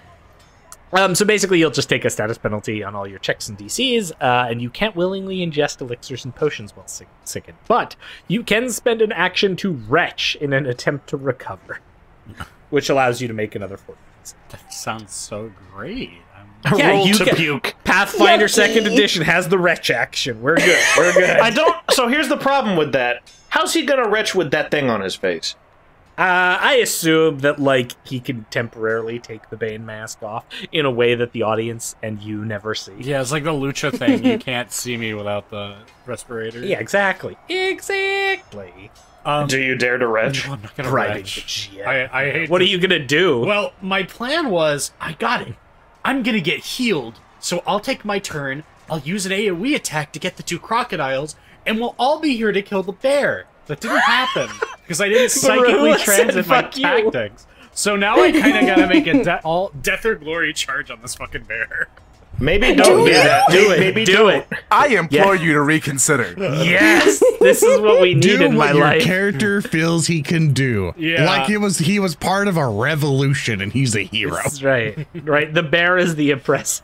Tannhauser! Tannhauser! This is not Tiananmen! Slave crowd, stand from past. Let's make this the final battle. Alright, so 4-man party It's a then, right? 4-man Yeah. Oh, he's going to die, isn't Shit, he? these destinies are dropping like flies. Fuck. I was gonna tanglefoot the damn thing. What are you like? Nah, we don't need any of that. We should probably help him. So you're gonna love this. I'm going Okay, to. I'm so. I'm going to excited. summon the power. Okay. Yeah. And I'm going to show everyone what the actual mechanic of Magus is. As I bring my rapier up, I bring it to the side, and I make a pointed attack for this thing's horrible, disgusting, fetid throat. Okay. I'm gonna channel a spell strike. Do it up. Do My it, man. My man. Get his My ass. man. My That's a man! 19 hit. Well, a 19 will hit. Okay, Yes. and I should have targeted him, so that's my mistake. So first up, It's fine. damage. Just going to be Terrific. 2 damage from the rapier. Okay. That's not why Okay. it's there. It's not why it's there. I'll And- apply the 2 damage. I am going to then channel my Whoop, whoop, whoop. only level 1 spell, Shocking Ooh, Grasp. very good. Absolutely. As from my hand is going to rise forth my various motors and actuators, and out will come a great electric burst Bzzzt. straight from inside me. This electronic There it cacophony is. for 18 damage. Woo! So 20 Wow. damage total. Sheesh. It's just Y- my hand your like, electricity arcs. yeah, like it moves back like a pile bunker. Just this huge blast that deafens through the arena. And you are also you're not made of metal and you're not wearing metal armor, so you're not going to take resistant damage. And that's the turn. Is it Nope. wet though? It's wet, but that doesn't do anything extra to this situation.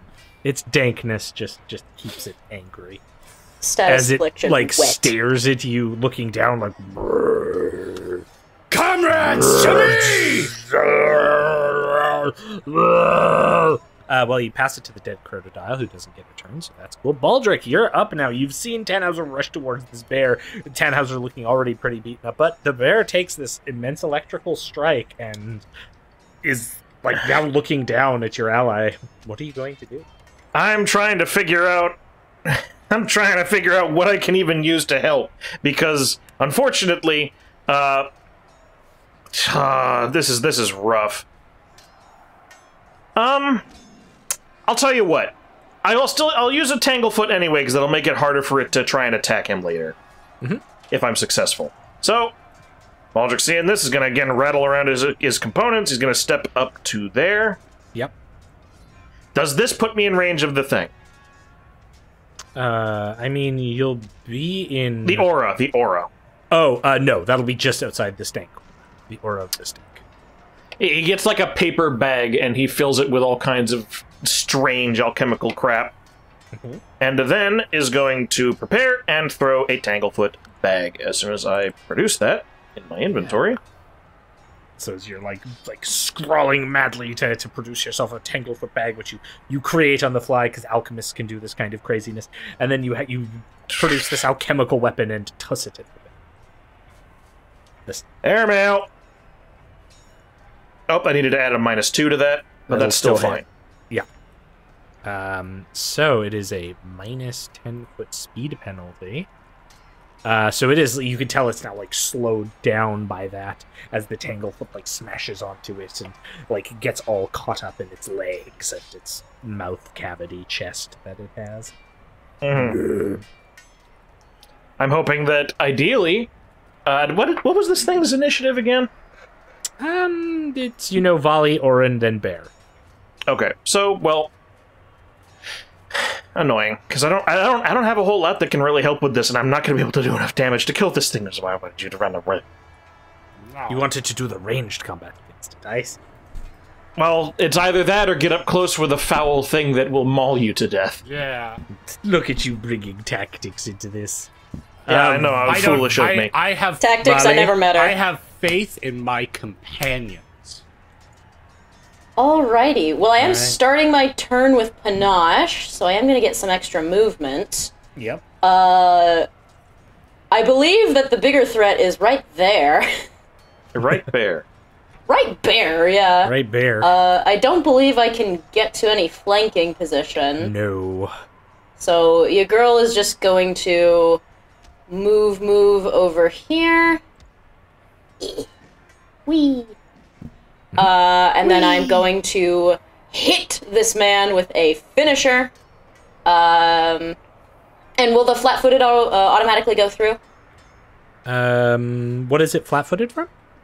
Oh wait, no. What is the Tangle. Oh, the not status flat. effects from the Tanglefoot. Yes. I am. It's got a speed penalty. I have soup in my head. What flavor? Your soup is fine. The Not potato. important. Okay. I'm going to hit him. Take. Woo! Barely does hit. Hits though. Alright, no Now, crit vision hopefully- today. This damage will be better than your previous showings. We'll see. Stop jinxing it, Thurston! That's not cool. It's psychological warfare. There we go. There we That's go. better. 13. The bear is like incredibly fucked up by this. I'm going to reach over to Tannhauser and like give him a high five behind my back. Yeah, hi, thanks. Cool. High five her very ungracefully. Also, You got it, Tanny. Valli, can you give me a fortitude save? Oh, damn it. All the yuckies. I had a bit where I was gonna be like, if you forgot, I was gonna be like, well, Thurston, can I get a hero point if I help you out a little bit? And then if you're like, what are you gonna help me out with? And it's like, I'm like, okay. If you said no, I'm like, oh, that sucks, and just forget about the fortitude save. All right, 14. You are sickened as well. Oh, that's a smell. Why are you getting close to it? Wait, so I think the situation should be, it's like she shows up, like heroically saves Tannhauser. It's like, how you doing, Tanny? It's just like, oh, comrade, thank you. And then she's like, and Tannhauser's like, oh, Bear, man, was it something I Why said? are you all getting close to the bear? Because I can't hit it if I'm all the way over You there. have to get Valli, is closer that the end of your go? to mess him up. That is, in fact, the end of my go. Because, yeah, I moved. So I could not, unfortunately, do anything else. Oran the bird. All right. So I'm going to explain to you what I'm trying to do. I want to go Okay. here. So Yes. electric arc has a range of 30 That will be in feet. the stench. Yeah. Yep. So electric arc has a range of 30, which apparently need to go one more. So because it goes in between two targets, technically he's within 30, the Crotolid, and then Bear. If I cast electric arc, would I get both of them, or do they both need to be within 30? Let me double check. I think it means they need to be within 30 of each other, not of you. Yeah, arc, you deal it. Arc Yeah, of what I lightning will do- leaps from I'll- one, you deal. Yeah, no. I think it's you hit the target and then it jumps to one. So as long as like one's in range, it doesn't have to like they don't have to be in range. Well, I think they have to be within 30 of each other. Yeah, I'm clarifying, so it's easy for you. Yeah, All right. no. Regardless, I'll go in there. Do you want me to forge On to the bear? now or later? No, Or the I'm moving Crow? here Yeah. now, so okay. I need to make a fortitude Okay. against this thing, right? Yes. Yeah. Okay. I'm gonna go, whoa! Hopefully I won't puke my guts out. You Hey, do not 19. puke your guts out. You smelled 24. worse. Yeah. Radical, you're a bird. yeah. You've smelled. Get his Yeah. ass. Yeah, I exist. All right. So the real quick, I guess I'll help with the bear. Now the real question, do I thunderclap his ass or do I heal? Do I heal or do I go? I think I'm gonna do a little Krakatoa again and produce a flame at him. Do you talk to yourself often? Yes. I'm following all of this, and it's very Yeah. engaging. I Yes! hit him by You'll one. hit it. You'll and hit I it. Roll me deal 6 points of damage. You kill the bear just as it raises up to attack your allies. The ball of fire goes sailing between Valli and Tannhauser, smashing into it, and then the bear collapses. Rock on! Yeah, my kill! Only my kill! Yeah! Revolution! Tears off his shirt, like, yeah! The remaining nothing can stop me crocodile, now. hearing your Stop me! cheers, sneaks across Go the villain. on! Yeah! Yes! Watch Crit. out! Oh, Yeah! And as the crocodile misses, he kind of, like, the mouth will come up and he'll, like, step back and go, pop, pop, at him. yeah, it's like trying to Just bite slap you his twice. cheeks. Like, Just giving the crocodile as much disrespect as possible. Like, come on, come and try to hit me. Whack, whack. I'm glad my friends aren't dead. I'm going to make that thing dead as well. oh, this poor little Yo, boy. Rehua, get on the other side. Let's tag team it. Metagaming. He just walks past Baldric very gently. Hi, Baldric. Yeah. Target, and we do a little picking. Hey, Rehua. Yes. You might have to make a stinky save real quick. No, no. The stench technically no longer. I mean, it's a weird roll, but But this thing is dead. And there. it's dead. Well, things Dead. famously stop smelling when they die. Smelling when they're It's dead. true. Yes, It's exactly. like how every 18. monster has gold in a wallet in a bank account. Yeah. Roll me damage, please. Here you go. 1 damage. Take your He's 3 back. and go home. All right. Bonk. So with Goodbye. that, the pick comes down on the crocodile, and you hear this like exasperated, like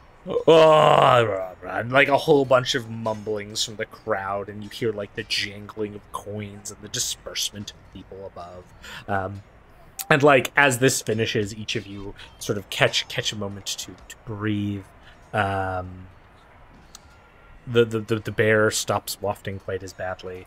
You all recover from your respective sicknesses, and the guards open up the portcullis to the east, where they slowly like direct you out, and you see Hummel there. All right, you got to go now. Yes, just head down the path. Well, Baldric knows the way. He'll show you to take you back to the streets. Yeah, Good yeah, job. I'm sure. You made us a lot of coin tonight, I guess. Are you sure you don't have another 3 bears to throw at us? 4 if you want. Pass, but thank you. Yes, I'm gonna let's pat his go. head. I think we could kill them. We and, should uh, stay one a second. while. Thurston, Yes? before we Yes. go too much further, can I flag Valli down?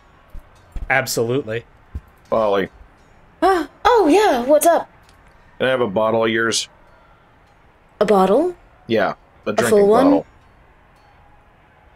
I'm gonna reach onto my belt, pull out another flask.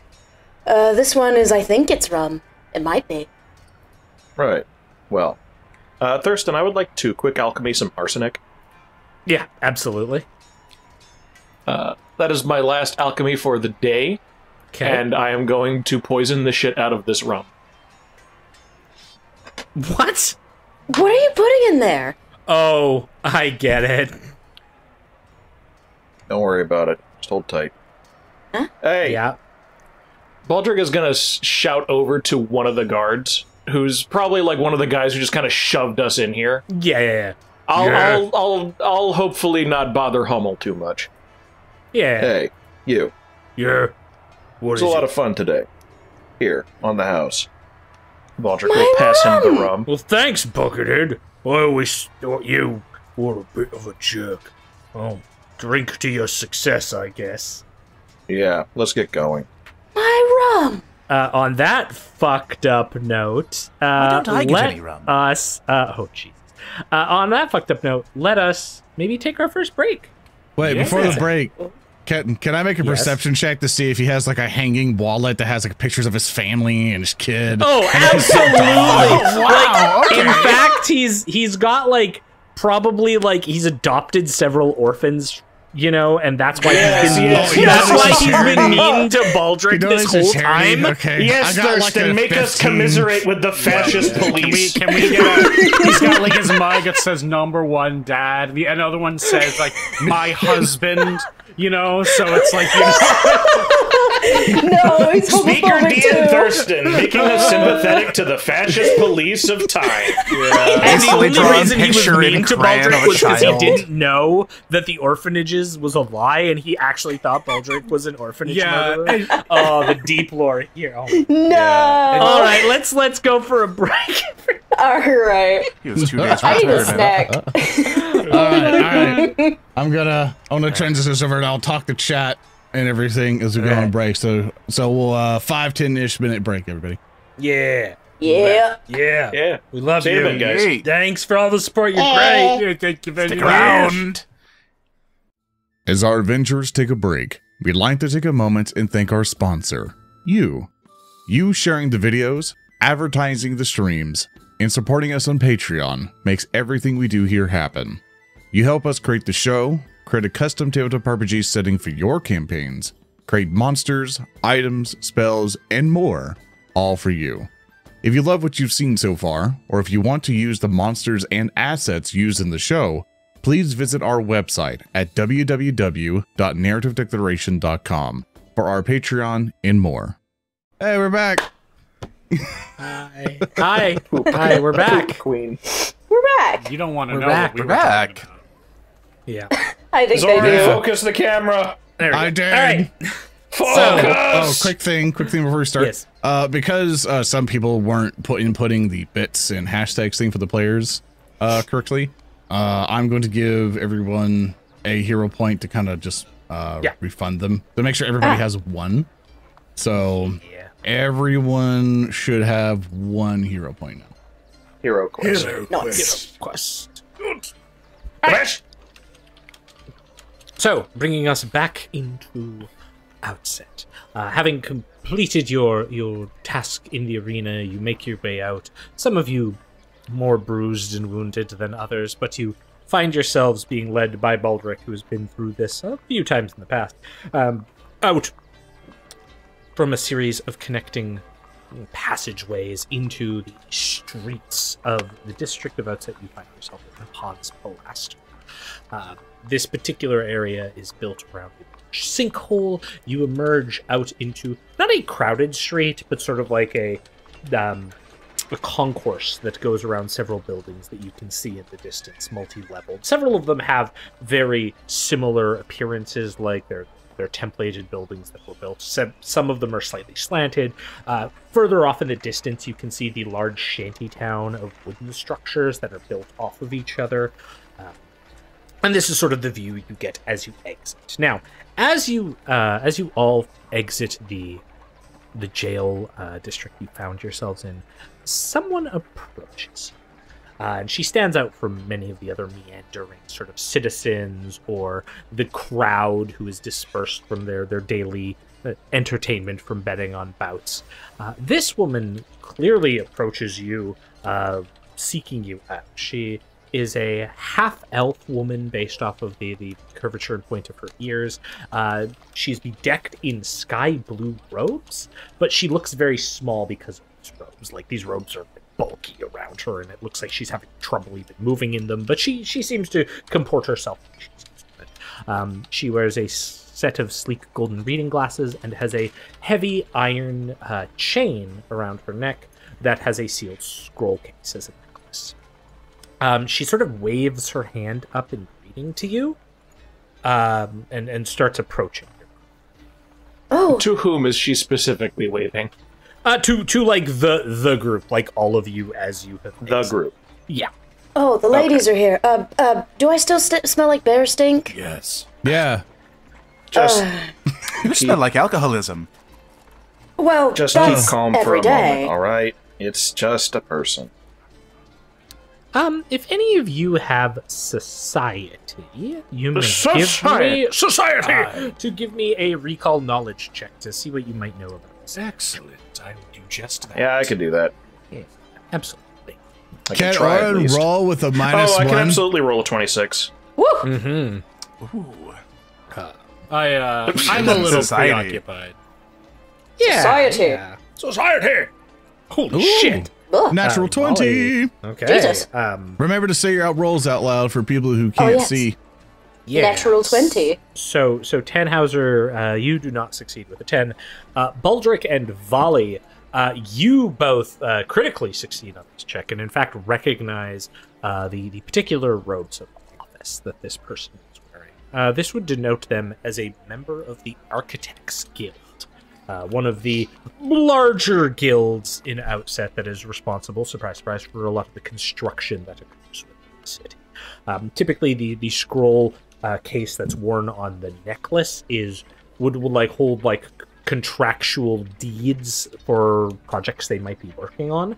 So oftentimes their agents will, whatever project they're on, they'll actually have the deed to that project that they wear as a neck piece for both protection and in case they need to produce it to display for anyone that they are interacting with. So you see this woman and she approaches you. You actually, you know what? With a critical success, I will allow both of you, and I'll start with Baldric on this one, to ask me a single question of something you want to know about the Architects. Would the Architects Guild have any sort of inbuilt corruption similar to that of the Tyrants Guild, or are they relatively clean? most of the guilds have some form of corruption. However, that is typically at the like very upper levels. A lot of the people who might be moving around generally are this is one of the guilds that's more focused on their business. So if this is someone here who's not part of the political branch of the guild, it's very likely they're just trying to accomplish their building. Like, I have to build this, so that's their goal. Right. Yeah. So you know that they're like corrupt at the higher levels where they try to position themselves and jockey for power. But as far as like individuals, especially in the lower mid tiers of it, they're just people trying to get about and do their jobs. Okay, well, that's good enough for me. That's about what I'd expect. Okay. Valli next. Yeah, Valli, what question do you have for me? Oh god. You can do it. I would want to ask if I could intuit sort of what their goal would be in this specific area. Like, why would a member of the Architects Guild be rushing up to a bunch of currently, like, freshly freed prisoners if there's anything that they would specifically want? Specifically so I can know how to schmooze them.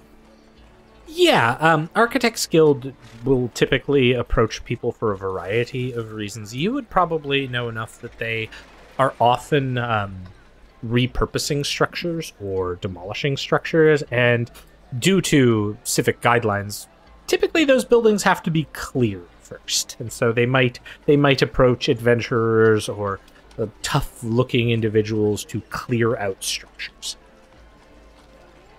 All right. Also, am I still sickened after Stinky Bear?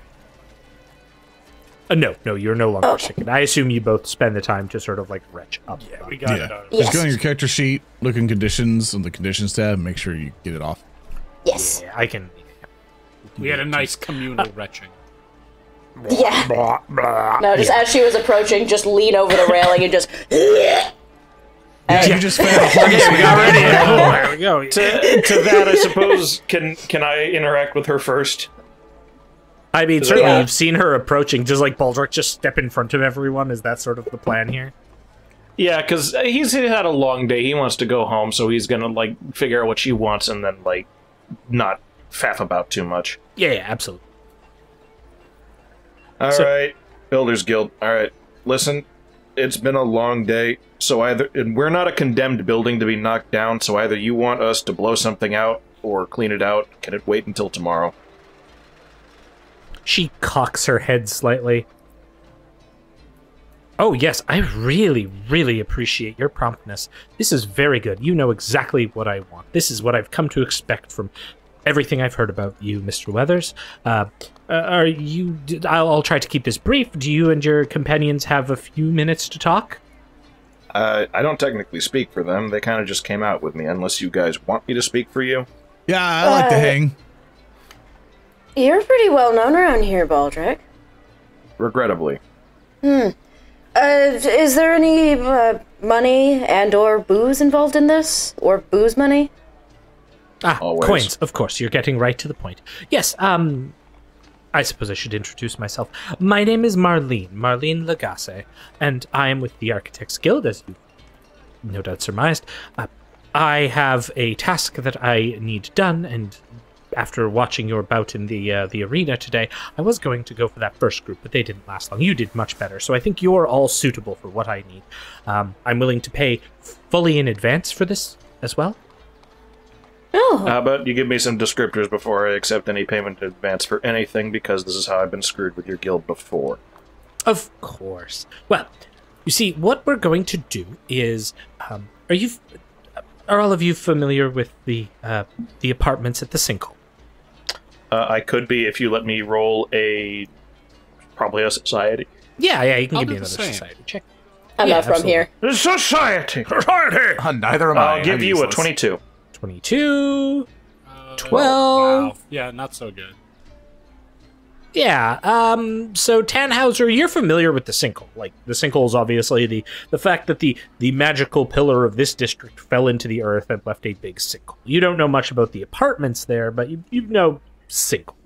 Baldric, you would have enough information to know that there are several kind of impromptu apartments that have been built along the sinkhole. In fact, you would have enough knowledge to know that the property at the edge of the sinkhole is actually fairly expensive. So in order to rent it or like purchase land there and pay taxes there, it's very, very expensive. But due to some civic loopholes with how the city's charter and taxation works, what people do is they buy very small plots of land, like 10 by 10 square plots of land, and then build like wooden structures off the side of the sinkhole, because anything on the sinkhole is non-taxable. So there are tons of just apartments that hang off the edge of the sinkhole. Baldric is going to hold up a hand as if to stop her for a moment. We are not enforcers to evict tenants, before you ask. Oh, no. In this case, it's fairly different than that. I would say the building is supposed to be uninhabited, though there are some squatters who are in there, and we want to make sure that they are at least given some information that the building is about to be demolished. So in other words... So we are ousting people. Well, I mean, not people who are legally allowed to live there. And So we we're don't want kicking anyone people to out die. of their potential hubs. Uh-huh. And if we don't kick the people out, you're going to just bulldoze over them? That's the problem. I'm not responsible for that. That's another department in the guild. So I'm trying to avoid that because I really don't want that on my conscience. Oh, boo-hoo, your conscience. How sweet. Right. Well, I've done work with you guys before, and if this is the worst you can offer me, well, that's not bad, I guess. It's not no rot-infested building. No, nothing like that. And How again, close to the edge of the sinkhole is it? It's a building that's off the edge of the sinkhole itself. It's a 2-story tenement, is my understanding. I haven't been there myself, but I'll give you the address. But I can also pay you gold. I was going to say I have 30 gold pieces. And she pauses for each of you. And like all of you should know, that's a sizable amount of money. Interesting. Hey, That's quite a Baldric, lot. how much money does it take to murder a guy? He's gonna just like hold up a finger like shush, because he doesn't want to I answer need to that. know for reference. Hold on. I'm going to take a look at this Architect Guild mistress. Yes. I don't like working with parasites like you, but let's examine your proposition. You're willing to pay each of us 30 gold, each of us strong, presumably rightfully imprisoned criminals. You sought us out for this. And rather than give that 30 gold to the people hunkered up in structurally unsound cesspits, that's what? Let's see. Over 150 gold pieces. You could buy them out. Why go through us? What are you not telling us? Well, the potential for there to be monsters or other unsavory creatures that have taken up residence in the building. It's when I refer to squatters, it's not just people. And I believe in fair compensation for risks. Oh, we're exterminators. Got it. Well, Not quite. I'd rather make sure that the actual people are cleared out, and Tanny, I'm gonna nudge him with my elbow. Tanny? We can redistribute afterward. Yes, it seems so. I don't enjoy working with this scum, but... She, like, her eyes kind of go wide and she takes a step back like she's been barked at by a dog. Baldric's gonna hold a hand to the side to like keep Mr. Other Neutral Good back. Dial it back a touch. Not everyone in the Architects Guild is corrupt. Just You're right, high just the heads. I'm just saying, hold tight. I'm holding. I'll do right. it. We'll take the dirty money. Thank you very much. I assure Please you, it's don't. not dirty, but all right. Don't refer to it as dirty, just making it complicit. Look, we'll take... Just give us the address, and we'll take a look at it, and we'll see what we can do. She shrugs, pulls out a small map that has the address on it, as well as neatly divided sets of 30 gold pieces for each of you, which you could all add to your Whoa, Rad. Nice. All right, we can go home. yeah, let's skip town, guys. Yeah. Get Well, outta good here. campaign. I mean, We're now rich. What is she gonna do? Murder us? You do realize I live here, right? Yeah, we'll go crash at your place, man. No, you won't. Why not? I'll do it. I'm willing. Look, just here. Baldric is going to take a quick second to size up everyone else, kind of sidling up next to the Architects Guild person. Okay. We have known each other for a grand total of probably about an hour. yes. Can I get a quick inquiry as to why we are all suddenly working together? I don't recall asking you to tag along. Well, I got really nowhere else to go. My friend just died, and you seem the best one to know about the city. So I figured hang around you a little bit, help you out a little bit if you're willing, and learn about the city and find the stuff I want to find. Not to mention, I'm probably still wanted by the family of the guy I ate. 8? What was that last part? Yeah. I'm not digging What did into he that. taste like? We're not digging into that. All right, throwing away the suitcase. Maybe we'll unpack that later. So, alright, hold on. So we got his reasoning. What's yours, pirate? Well, a little bit of what he said, a little bit of my own reasons. You seem to know the city pretty well, and I'm a bit of a stranger here. I'm used to, sites a little further away. Plus, I'm down a ship. So, managing to, make a little bit of money here will get me something that will get me far away from the shithole city. I got a question for you. How are you down a ship? Oh, Valli is going to kind of drum her fingers together. It's personal. So that was the explosion. In my experience, her mannerisms are reminiscent of something a human would call lying. No, of course You lying? not. Listen, I just happened to misplace it. You... Uh-huh. Did you misplace it into a building or into the ocean?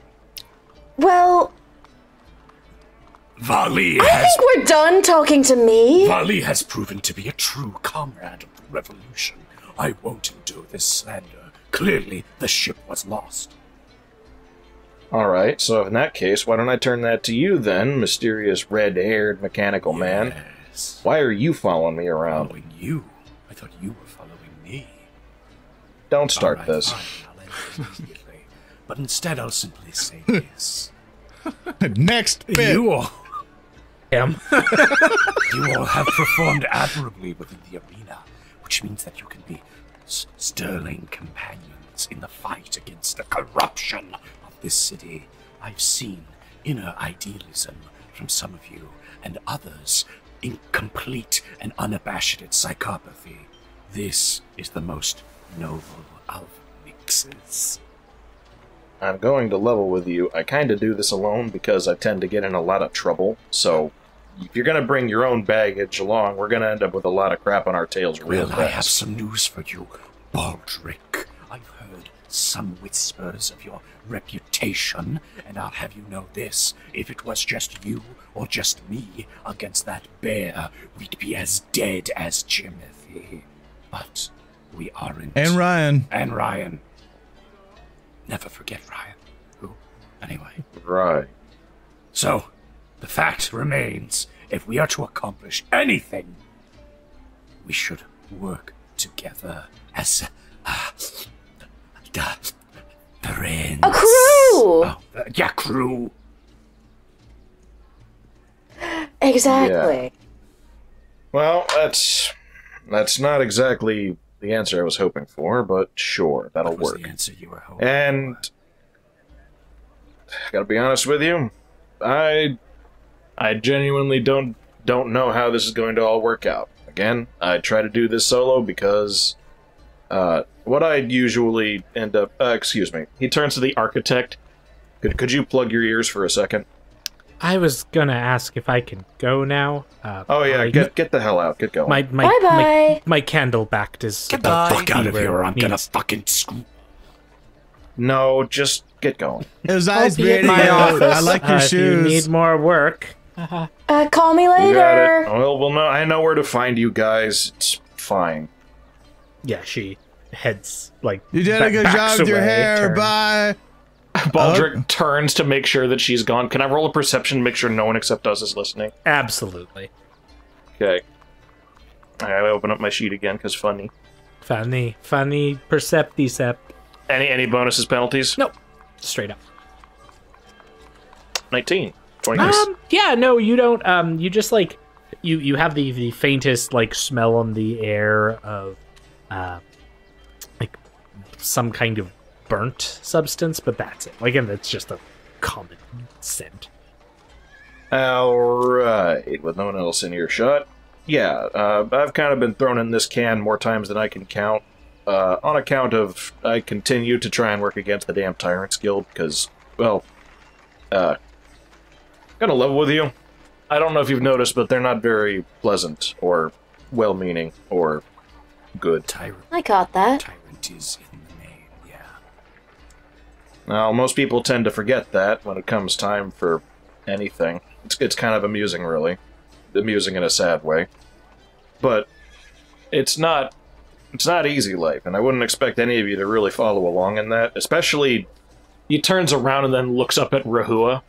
You really probably don't have any stake in any of this. You're just, you really don't have a stake in this. Why are you following me? Well, I am completely bereft of purpose. After all, my creation is an enigma even unto myself. My only friend in the world is gone to parts unknown, and so I explore the ever-evolving state of the world.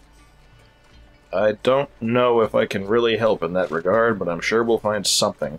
I'm Or happy maybe to you'll tag just- along. Maybe you'll just make enough money and you can, like, plant yourself in the garden or something. I don't know. Rehua, That's not how that works. I don't know how I you have a work. question. Yeah. Okay. Rehua, are you willing to die in blood for the pursuit of justice and revolution? Rehua thinks for a second. I mean, die, more or less. That's kind of the natural state of this world. So eventually... That's good enough. You are now my friend. That's wonderful. And his eye just widens. Give me a high five. Kind of rictus smile across his unexpressive jaws. Give it. I will give you a high five, and he will just full bore smack his hand with the Tannhauser's hand. Look, Do I have to do a check to like send him flying? Wait, Why are you Athletics. doing that now? I got a thing. Athletics, here we go. Both of you keep making noise, and I'll make you actually high five. Oh no. Keep yelling. They Yeah, do. high five. High five. High five. High five. Yay. High-fiving. You did it. We are friends now. Yes. There we go. Oh my god. It works. It just works. Ethan just. this is the most asinine thing I've ever been a part of. We are friends now. This is exciting. Yes. Perfect. The Terrific. Vanguard grows. Okay, that all squared away. We probably have a little bit of time before we have to go take care of this squatter nonsense. Do we want to reconvene at... I can't believe I'm fucking saying this. Do we want to reconvene at my place? Oh, you're gonna take us to your house? Rad. Yes, but I'm going to ask that you not make a big scene about it. Okay, fine. Tyrants Guild seems to forget where I live half the time, and I'd rather keep it that way. Sounds good to me. All right, Earndil, my comrade in arms. I want you to narrate, because we'll just skip ahead to you getting to the house. You make your way through the city, walking along like crowded streets and passages, and then large open concourses and like tight plazas.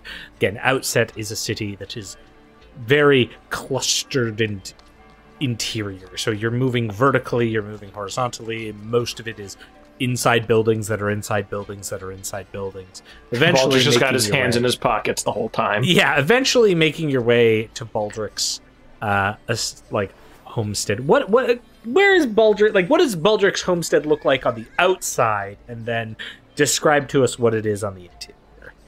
On the outside, it appears to be much like the same all around. It's the rather high-rise looking building where it's probably shared with a bunch of people. However, the upper parts of the apartment in question, the home, the domicile, whatever we want to call it, are quite obviously caved in and abandoned. He leads everyone to the rather intact and structurally reinforced lower part, where there is only a single building, a single doorway that leads into a rather modest-looking home.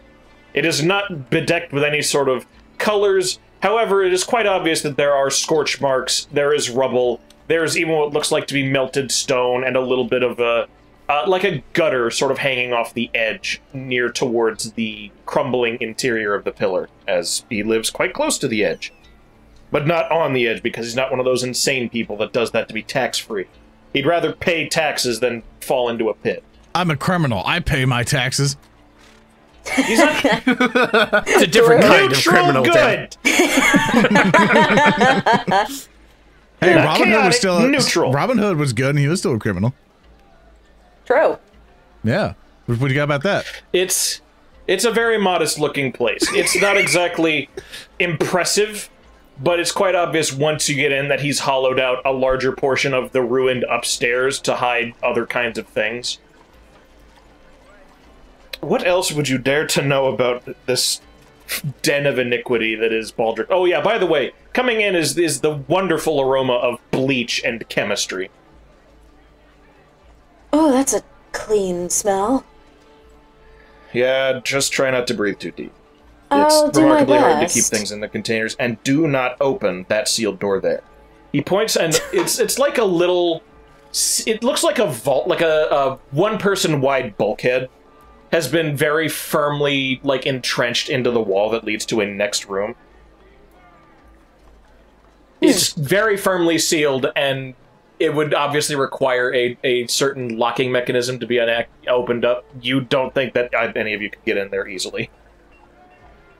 I will... You could probably knock down the wall if you were insane, but he might have some things to say to you about that.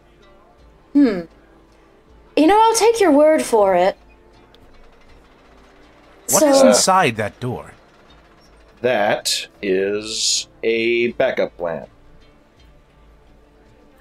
Can I see it? No. Is it cute? No. Oh. Is this... I don't think... For the purposes of your curiosity, what is behind that door is exceptionally not good if left to open air, so if you open up the door, there could be a reaction of some kind, so don't do it. Ah. I'm not Sorry, talking- I I'm love talking chat about- right now. Aurora Borealis? I am not talking about an allergic reaction, I am not talking about an average chemical reaction, I'm talking about a reaction the same way that if you do certain things with chemistry, sometimes air gets set on fire. That kind of reaction. So don't do it. That sounds pretty cool. Duly It's noted. not. Don't open the door. Rad. Aw. Take a seat, I'll get some coffee. Sure. There's just, like, shambles chairs all around, probably scavenged from various parts of the nearby buildings, and maybe even the above-ruined apartments, too, but they're all horribly mismatched. Absolutely. So as you prepare coffee, you all sort of step. Are any of you going to partake in some healing? I would adore to partake in some healing, but do we have the means I for would that? be happy. Yeah, so just a note, so we're optimal gamers here.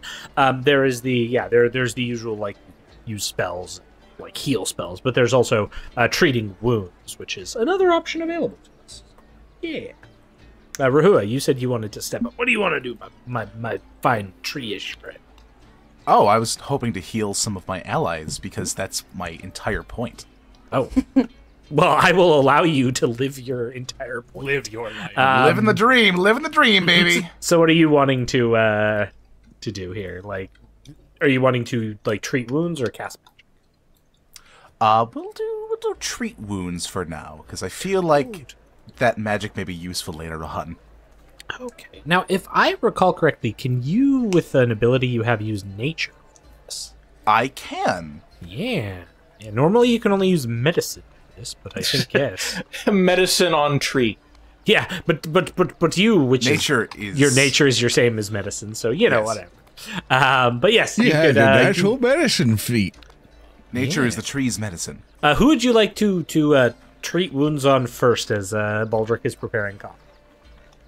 Rehua will go over to Tannhauser. Okay. Welcome.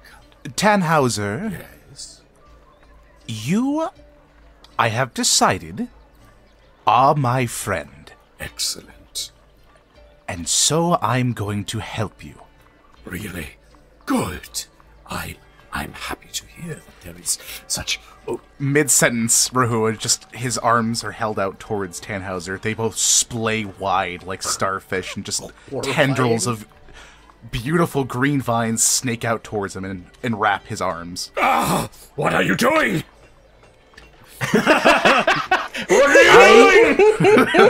I'm helping you. Hold still.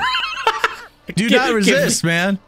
Give me a check, please. I want you to critically fail this so badly. Oh, this can only go well. Okay. It's a 16. A 16, so that'll be a success. So on a success, because the DC here is 15. So on a success, the target regains 2d8 hit points. Here we go. So you may roll me 2d8, then apply it to 10 as a receipt. Boom. Boom! What do we got? Ooh, We got 9. So, a 9. well, Not I have bad. healed Tannhauser the 9. Basically, it takes you 10 minutes to do this, and then the target's temporarily immune to the same action for 1. Basically. So, like, you can essentially do it, like, every hour. So, And I would assume, because again, it's like 10 minutes per action, I could still, in this time that Baldric's taking, or Oh, even yeah. after, just keep going around and giving people funny healing magic. yeah, the only one else who needs it is Oran. Oran. That's fucking terrifying.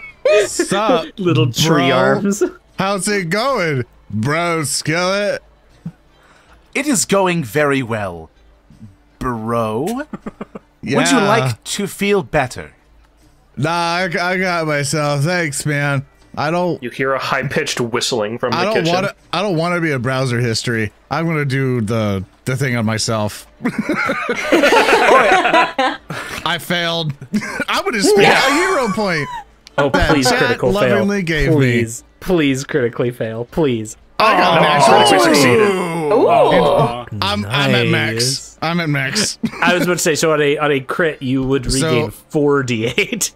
So for me to actually do that, so to heal people, you actually have to have something to heal them with, like with a healer's kit or so. So what I do for the spell first is healing plaster. I do that first and then I heal myself. And what that does is basically in Pathfinder 2 to like heal somebody, you need a healer's kit. What this allows you to do is basically I just take dirt and go, and you go, bleh, it's enchanted, and now I'm good. In fact, you did so good. I'll even let you, if you'd like, to just throw a little bit of that plaster just to top Tannhauser up too, because he's just shot up. You succeeded so much. Thanks, Upgrade generous Tannhauser. voice in the sky. Oh, Oh, you can you hear didn't that do one it. too. I see. You are both Yeah. efficient apothecaries. This is good. Yeah, That's you want some useful. dirt? No. Why not? It tastes good. He eats it like it's clay. Just Oh, all Oh, right. may I have some? Revolution. Oh, will not be absolutely. civilized. Rehua will take a handful of dirt. he just gives you the rest this of it. is- Like eat up, man. This is rather nice dirt. Yeah, it's pretty Rehua will good. not eat it. In fact, he will. A part of his chest will splay open, and some little vines will snake out, wrap it My up. chest explodes. I My learned chest this from explodes the and I die bear. instantly. Oh, Some little tendrils will snake out of his chest cavity, wrap it up in some twine, and just. How horrible. I was is really that how hoping. you Sorry, I was really hoping Rehua would look at it, open his mouth, and go, "Oh," and it just goes right in. He's like, "Thanks." Like a fucking please, Orville. I don't eat dirt. That's inhumane. But I'm also not a human. Oran looks down, disappointed. Oh. Neither of you. I think enough time has passed. I was about to say, so Baldric comes by with the coffee, you've healed up, you've had some time to, watch Rehua do whatever the fuck that was. You get to know each other sometimes on the inside. And then you make your way to complete this task that you were given by Marlene. The address that you were provided is fairly close. But is, as Baldric was decrying earlier, one of those houses that's built on the side of the sinkhole. Now, the sinkhole is an immense, just jutting hole in the land that goes down an unfathomable depth. And as you approach it, the air here is thick with fog and mist that swirl around. Not enough to really obscure vision in a meaningful way, but enough that it kind of gives everything a low level of pollution. Can I get a quick scan of this building by using a crafting check, just in lieu of architecture? Well, so you're approaching the building. You can give me a crafting check as you approach it, and I'll describe sort of what you come upon here as well. Okay, I'm not using alchemical savant because it's not alchemy. Nope. That's a big number, 25. 25 is going to be a crit success. Okay, you can tell that this building is actually two structures.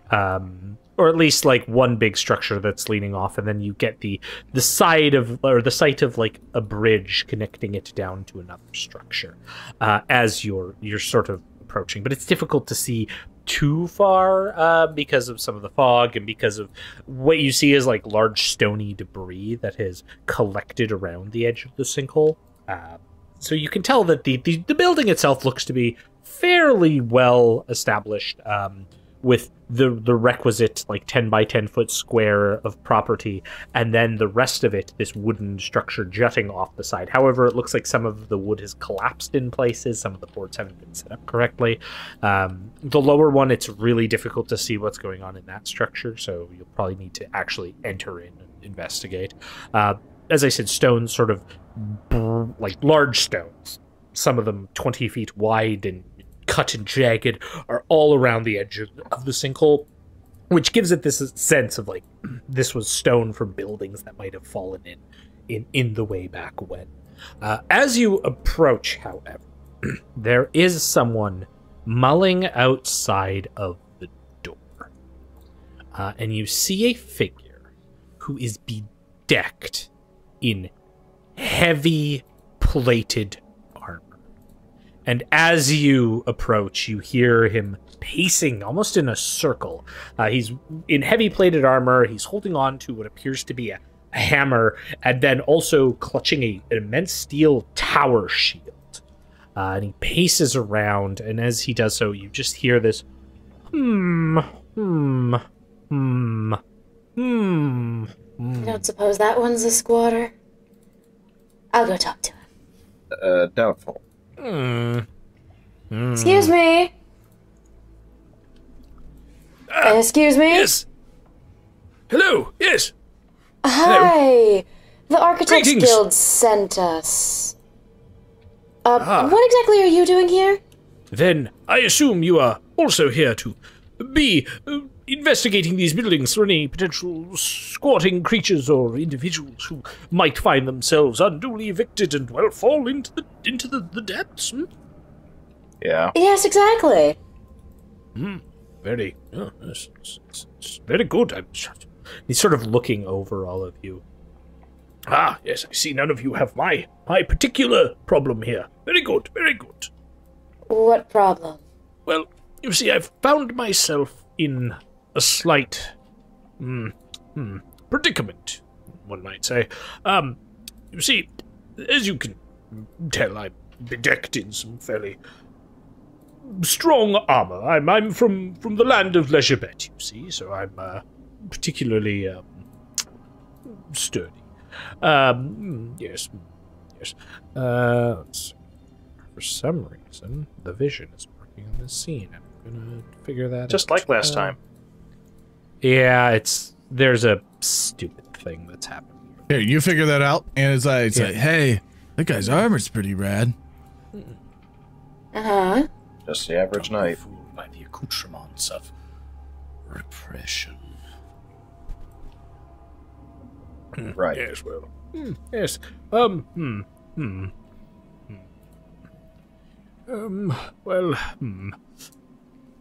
I suppose, well, I'm having a difficulty. See, I'm in this armor, but, well, the building is made of wood, and I took a step in through the door. I maybe am a bit, how is Heavy. You- Too heavy. You thick, man. yes, Don't say that. Yes, it's so. Oh, it's a travesty. I know, but it's. I don't know how to handle this situation. I wanted to go inside. I mean, there's that group in there. They seem to be having fun, and I want to let them know. I tried yelling at them, but they wouldn't listen to me, and that was very. Perhaps for this operation, you are ill-equipped, Sir Knight. Perhaps you would best find a different position to go to. I agree. I'm just well. Yes, I suppose that might make some sense. Yes. Well, what exactly are you going to be? Ooh, did we just, No, don't worry we about just it. refreshed. He just did a fix. Don't worry. I gotta click a thing and click a thing. Don't look at it. Chad, don't look at it. It's my privates. All right. This is private magic, yeah. Yes. Zoran, you gotta pick your words carefully. He is I picking think very he carefully, did. I'm sure. I do. Yeah. I hate this family. I hate this it family here. too. Yeah. At least you have friends. At least you have. You got a friend in me. Right. So, what you're telling me is that, and then Baldric is going to go to the door and open it? Okay. Oh well, yes, you could certainly do that. I suppose. Oh, I see the problem. Yes, it's all wood in there, and it goes off the edge. And Well, I was referring more to the, Yeah, okay, well, can I take a quick step in to look? yeah, of course you can. It's you see, like there's a wooden hallway. It extends a good 30 feet downwards to another set of doors. The wood here is like decent quality, but it's definitely like haphazard and sort of patched together different sheets of wood that are being utilized. So, perhaps in this instance, sir, you had best call it a day, because if you... actually... Depending on what's in there, if there might be some creatures, maybe we'd be able to lead them out to you, rather than try to tangle with them straight up. Yes, of course. I could have my weapon ready for all sorts of tumbles, as they say in these lands. Some good old-fashioned warfare. And he, like, clangs his hammer on the side of his shield. Ching. Hey. Proceeding. Yes. Don't forget about the fisticuffs. Oh, I suppose I could. I can't use my shield. That would be desecrating the symbol of Legebet. I would never. It's also part of the reason I can't take off this armor. You see, I couldn't just leave it. All right, Yeah. my friend. Yes.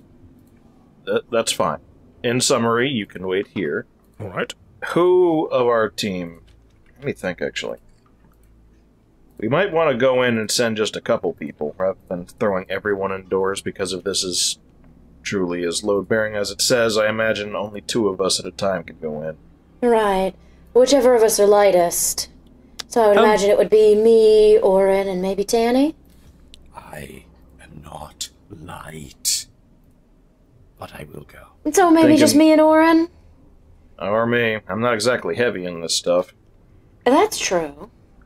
Again, it's just the helmet and the breastplate. I would say send in Valli and Oran. I can rush in if they require assistance. The rest of us appear only if necessary.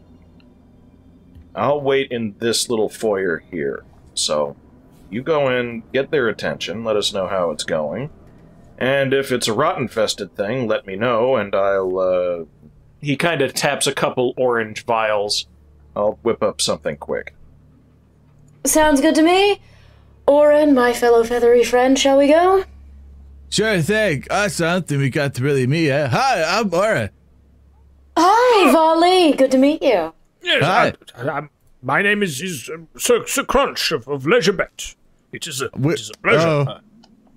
Okay. All right. See you later, man. it's like he turns awkwardly, like the knight wanted to be included, and it's like, all right, man.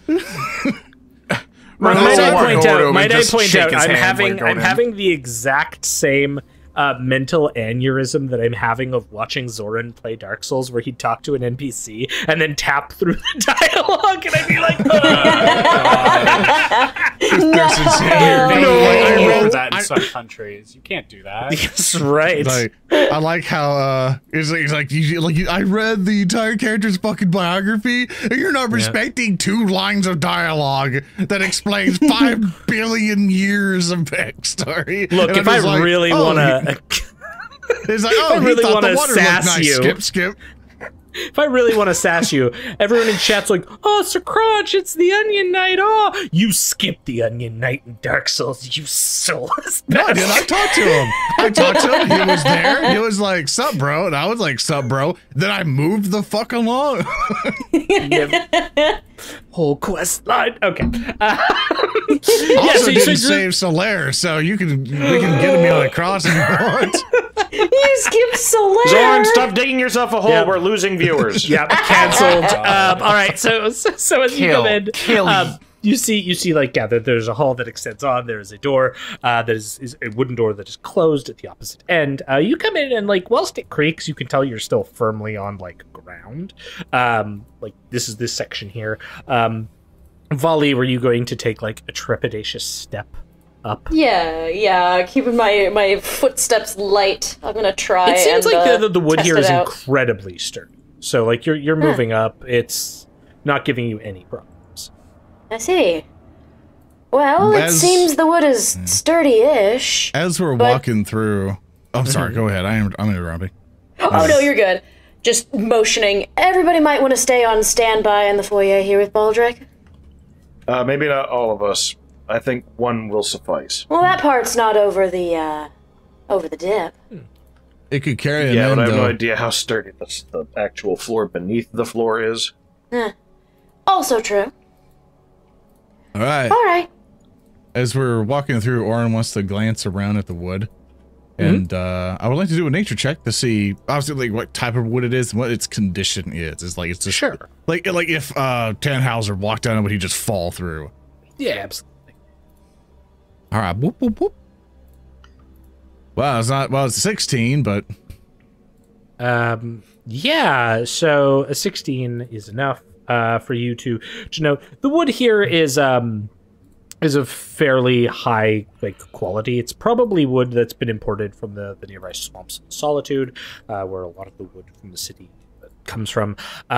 This is like hodgepodge, so it's made up of a bunch of different sort of wood sets, but you can tell it's sturdy. Like this is well supported.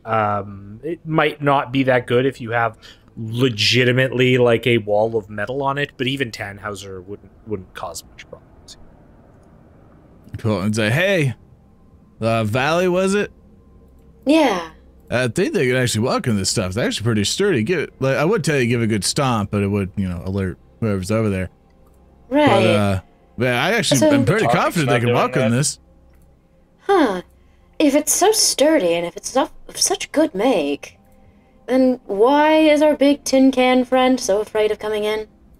Oh, well. I smell that maybe something's being passed off onto us. Well, I'm fine with that. Not without paying me first, right? Well, yeah, no, you already paid. We're also doing this guy a favor. Baldric's gonna shout down to them, "Open the damn door!" Well, it's safe for you guys to come in if you'd like. Just make sure to check on the big tin can, see that he's not, I don't know, shaking things while we're gone.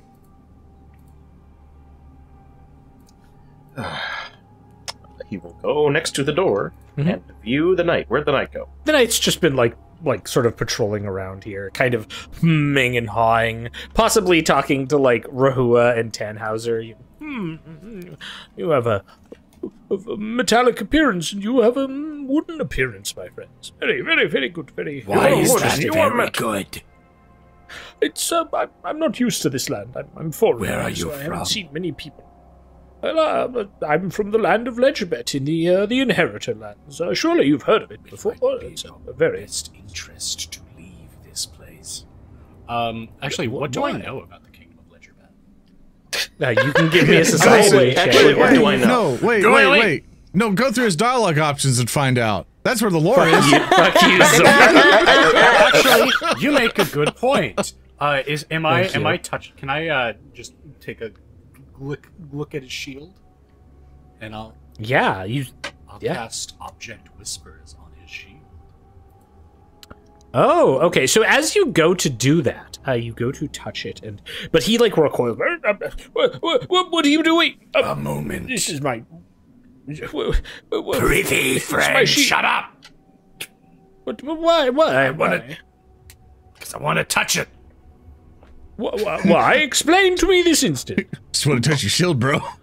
Because I think it's very pretty and impressive, and it's so very cool, bro.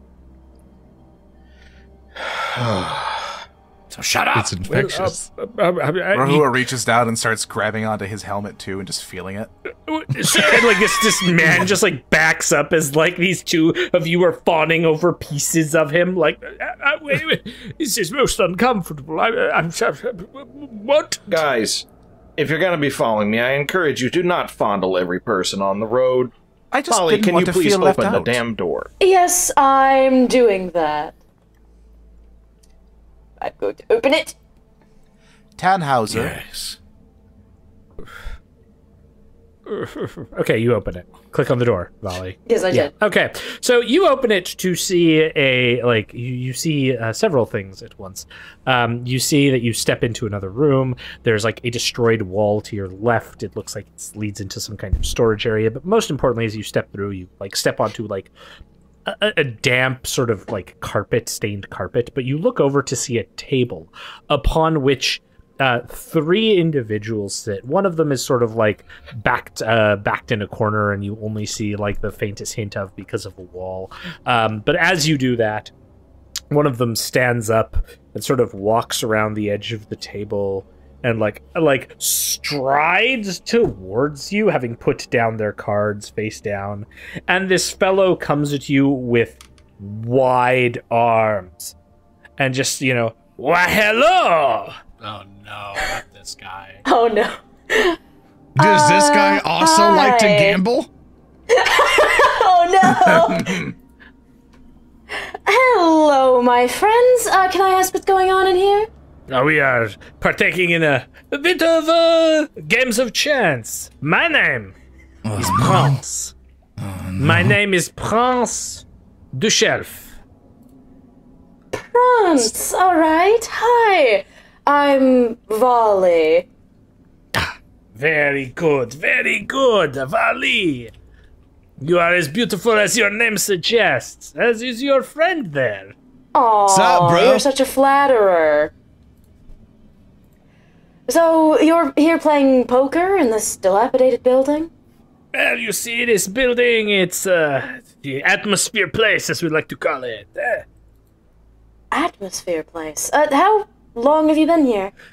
A couple hours. Trying to get out of Todric's coins. Ah, I see. Well, I regret to inform you all that you probably need to get out of here, unless you would like to be, bulldozed. Where's that? The Architects Guild is about to swoop in and knock this place off the face of the canyon. And like Baldric, you hear the shouted response of, "Those self-righteous fuckers!" I know. Unfortunately, we are just the messengers. Nice. I suppose. Do you want to give me a diplomacy check here, Valli? Yes, I would indeed. Yeah, absolutely. Don't screw it up. Yeah, don't.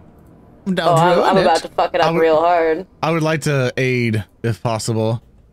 But like, yeah, like, you know, for your safety and everything, like you can't have like someone with like, you know, like wings like me and stuff. And there might be some better options a little further in the city, you know, closer to several, you know, convenience meat stands and like well water that is not as contaminated as over here or something. So I think it would be, you know, to your thing. All right, I got a -1. Let's do it. I got a dirty 20. I got a 4. Okay. I'm going to put a hand over Oran's mouth. And you see it. You try to, but that doesn't quite work. Gosh.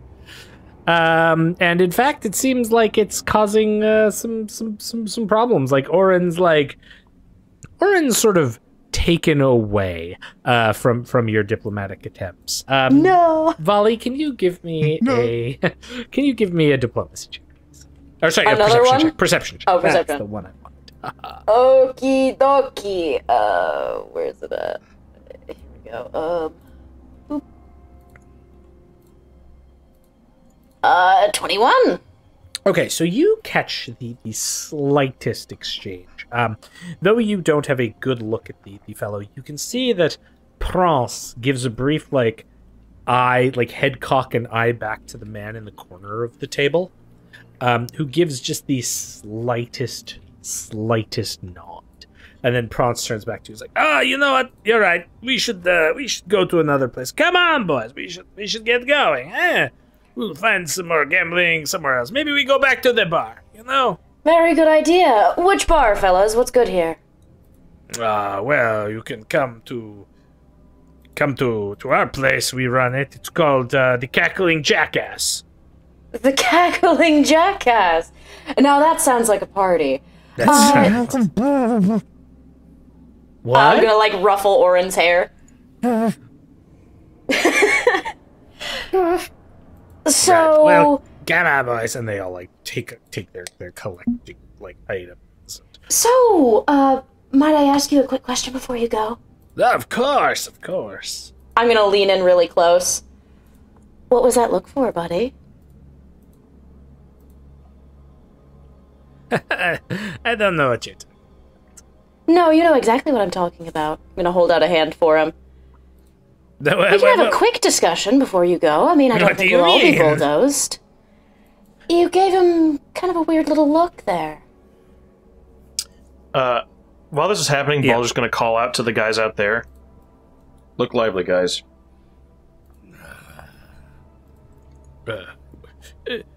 Well, if you would very much like to, I suppose if you wish to touch the shield, I'll allow it. It is a fine heirloom, yes. Focus! I'm afraid I have something more important to do at this point. Oh. Going to all right, then. head on inside. Sure. What's the situation, Baldric? Just get up along the wall with me here. I can hear someone coming out. Wise. I'll do just that, and I'll pile up just a little bit further along. Oh wait, this door opens backwards, so I'll get to the other side of it. Yeah, totally. At this point, Prince is still looking at Valli. Rehua, what are you doing? Are you just sitting there with Crunch still? Yeah, just still talking to him. Just kind of hanging out. Just being bros. Yeah, Just chilling. You see, yes, I'm a renowned craftsman where I'm from. You see, in fact, this shield of mine, it doubles. I can turn it like this, and he awkwardly tries to do it one-handed, and I can use it as an anvil. That is fascinating. Yeah. Of the things that you know how to craft, I find myself a crafts thing myself. Do you know how to make any medical salves or ointments? No. Most of what I'm knowledgeable on is things relating to crafting of weapons and ruins. Oh, I can give you all sorts of runic abilities and such. If you ever find yourself in need of a craftsman who can enchant weapons with runes or transfer runes off of existing weapons, well, I can certainly assist you with that. I think I may need that at some point. My hand only does so much damage, you know? It just kind of punches the air very gently. It doesn't do much. Yes. Very good. And as we cut back to like Valli and Pross, and Pross like looks at you, Valli. Why don't you just drop it? We don't want any trouble here. No, I don't want any trouble either. But is there something you need to tell us? Because we're just here to make sure that nobody gets, bulldozed. If the bulldozers are coming, we're getting out. Good. Is there anything else we should know? Nothing up here. There's the chest to that way, and he points like northwards. But none of us wanted to do the jump. And, well, we didn't go down that bridge there. And he points back. It seemed like it'd be who knows what was down there. He pauses and then sort of leans in. The old owner of this place was quite a character. Oh, how do you mean? Madame Brigani really liked hats. Really liked hats. Huh. Hats? I mean, I as you can see, I'm a bit of a connoisseur myself. Yes, well, I guess all of her hat stuff was down there. Her hat stuff? Yes. Inventory of hats. I have to find them. Well, good luck. Come on, boys. Let's go back. And they all All start right, to... we'll see you at the Jackass. See you later. Bye. And like, yeah, you start to see this long. group come through. Goodbye. Bye. I like your shoes. Baldric leans against the wall, looking as non-threatening as possible, and just kind of ushers them out. How do you do hello, that? you must be friends. How do you do that? Do you like hold a kitten or Huh? like how does Baldric? Non-threat, as in like he's got his arms crossed and he is leaning against the wall. He doesn't have a knife That'd be or threatening. a club. I don't know if I'm in the middle of night, like with a hanging building, and I see you leaning against the wall with your arms crossed. I'm gonna think I'm gonna get murdered. I'm not making any moves. I just nod at them. That's even more As each threatening. one of those people pass by Rehua, he just says, "Hello, I'm Rehua," and just 4 more times. And Hello. like the last one like passes Hello. by you, and like as the others continue on, the last one stops and turns to you, and you see this figure Rehua who like clearly has like a bit of swagger, is walking with like a walking stick, has a fine top hat, and this silent figure turns to you and like gives you this almost flourished bow, and then walks. Oh, he's got some The drip. drip on that man. Oh, he do be dripping though. Looking kind of fresh, though. The fit goes so hard. Yeah, he's looking Seemed wet. kind of nice. Wow. Wow. Why? Is that how you say it? No. Is that like the upgraded form of drip?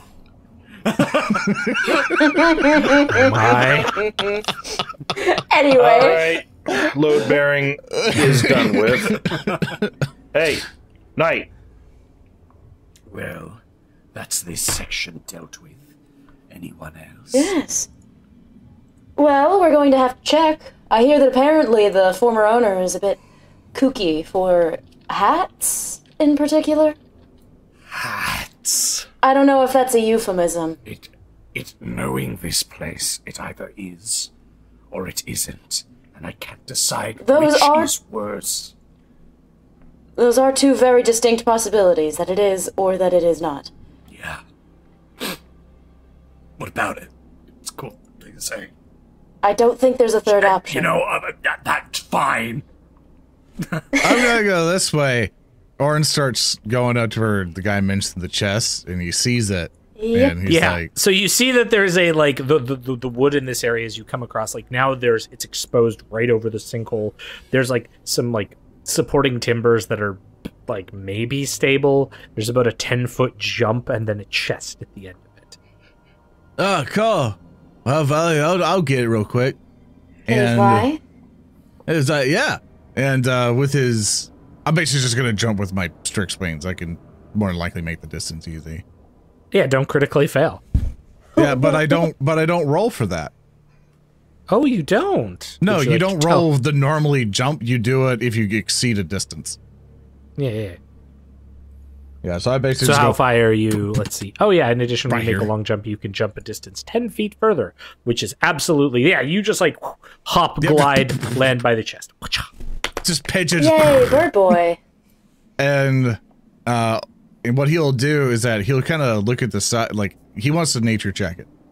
Basically, he's looking to see, there was like, okay, I want to see what the wood it's like. I'm looking to see what's going on with the chest, like see if there's anything abnormal with it. You know, anything that might potentially kill him. 13, fuck. You don't see anything that'll kill you.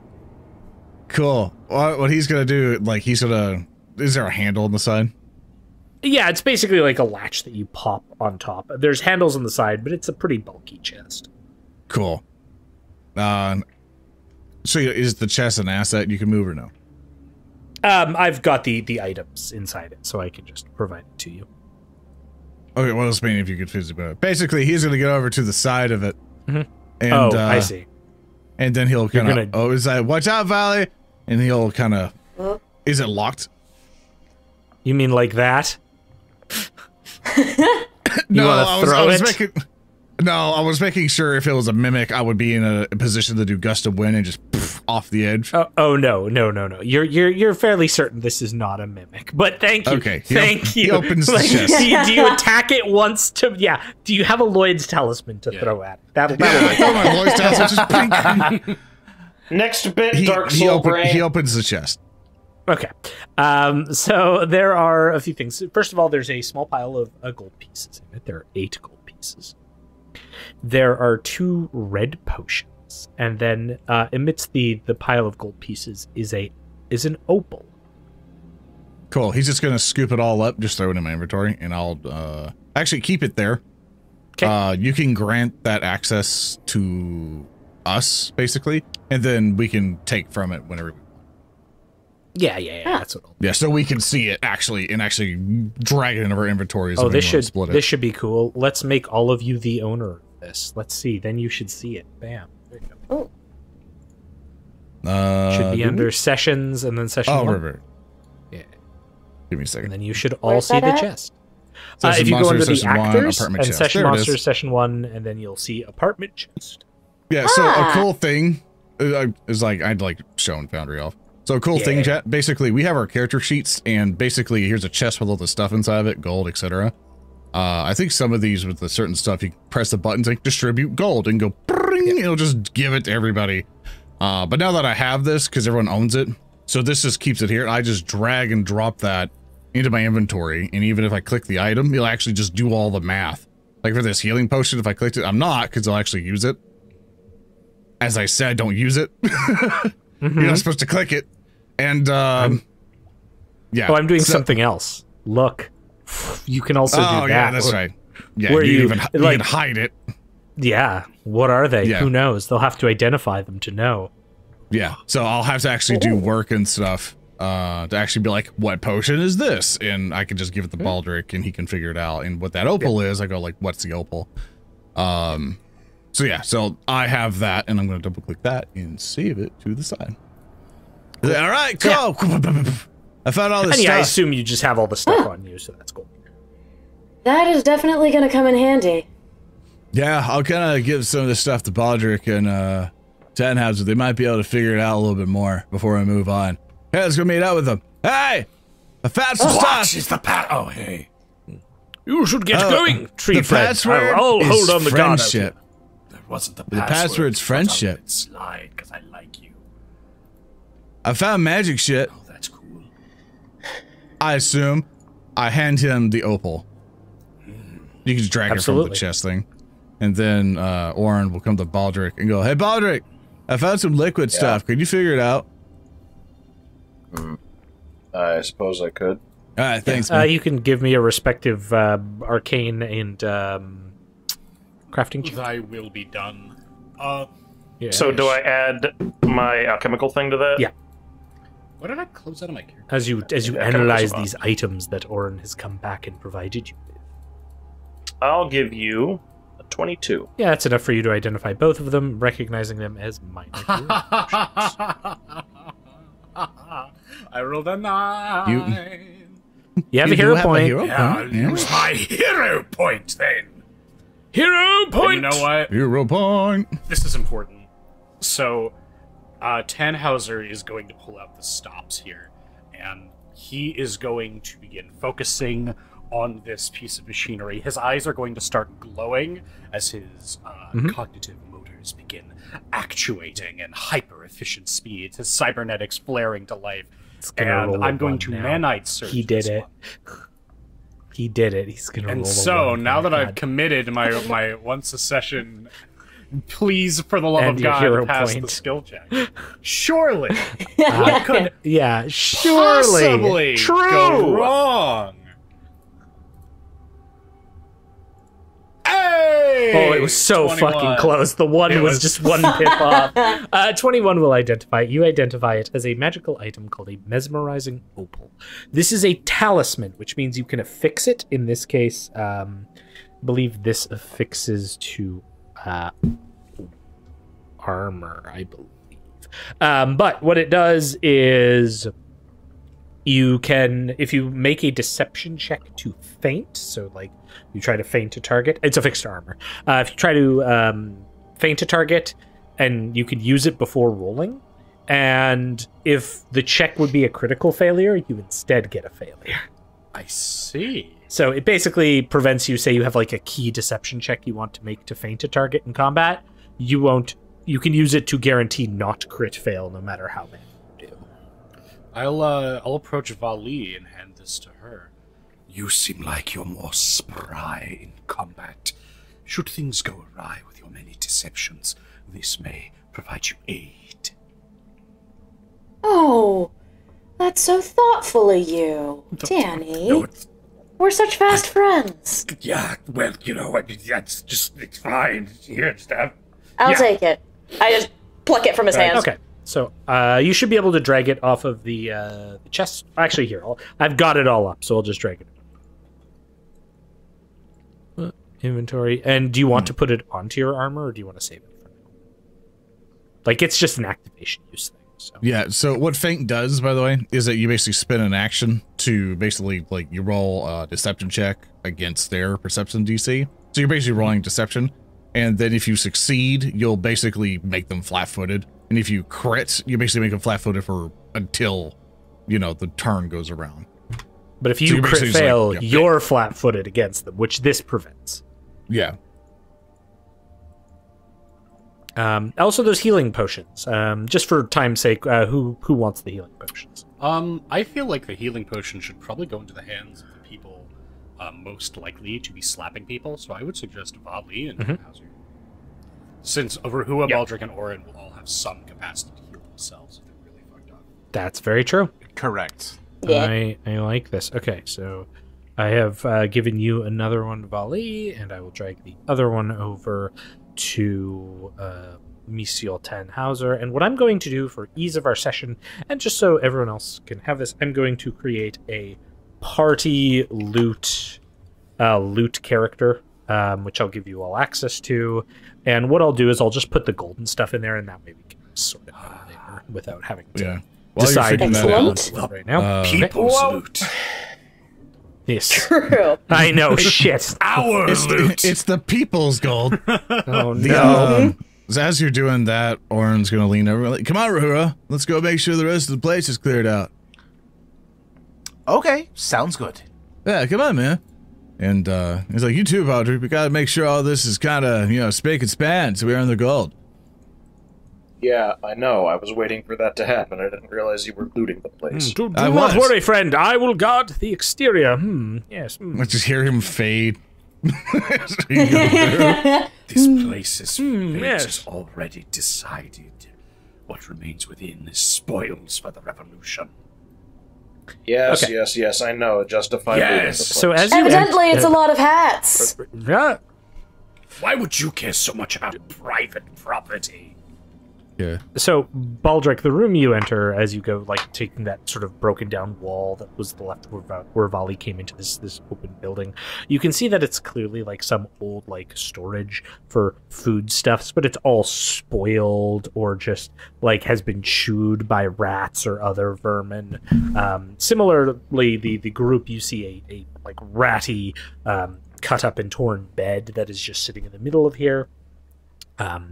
And then to sort of end off the entire affair, there's a long-spanned bridge that goes on for about 40 feet downwards, so to the west. But it descends as it goes, and you get the sense that it's about a 20-foot ramp down.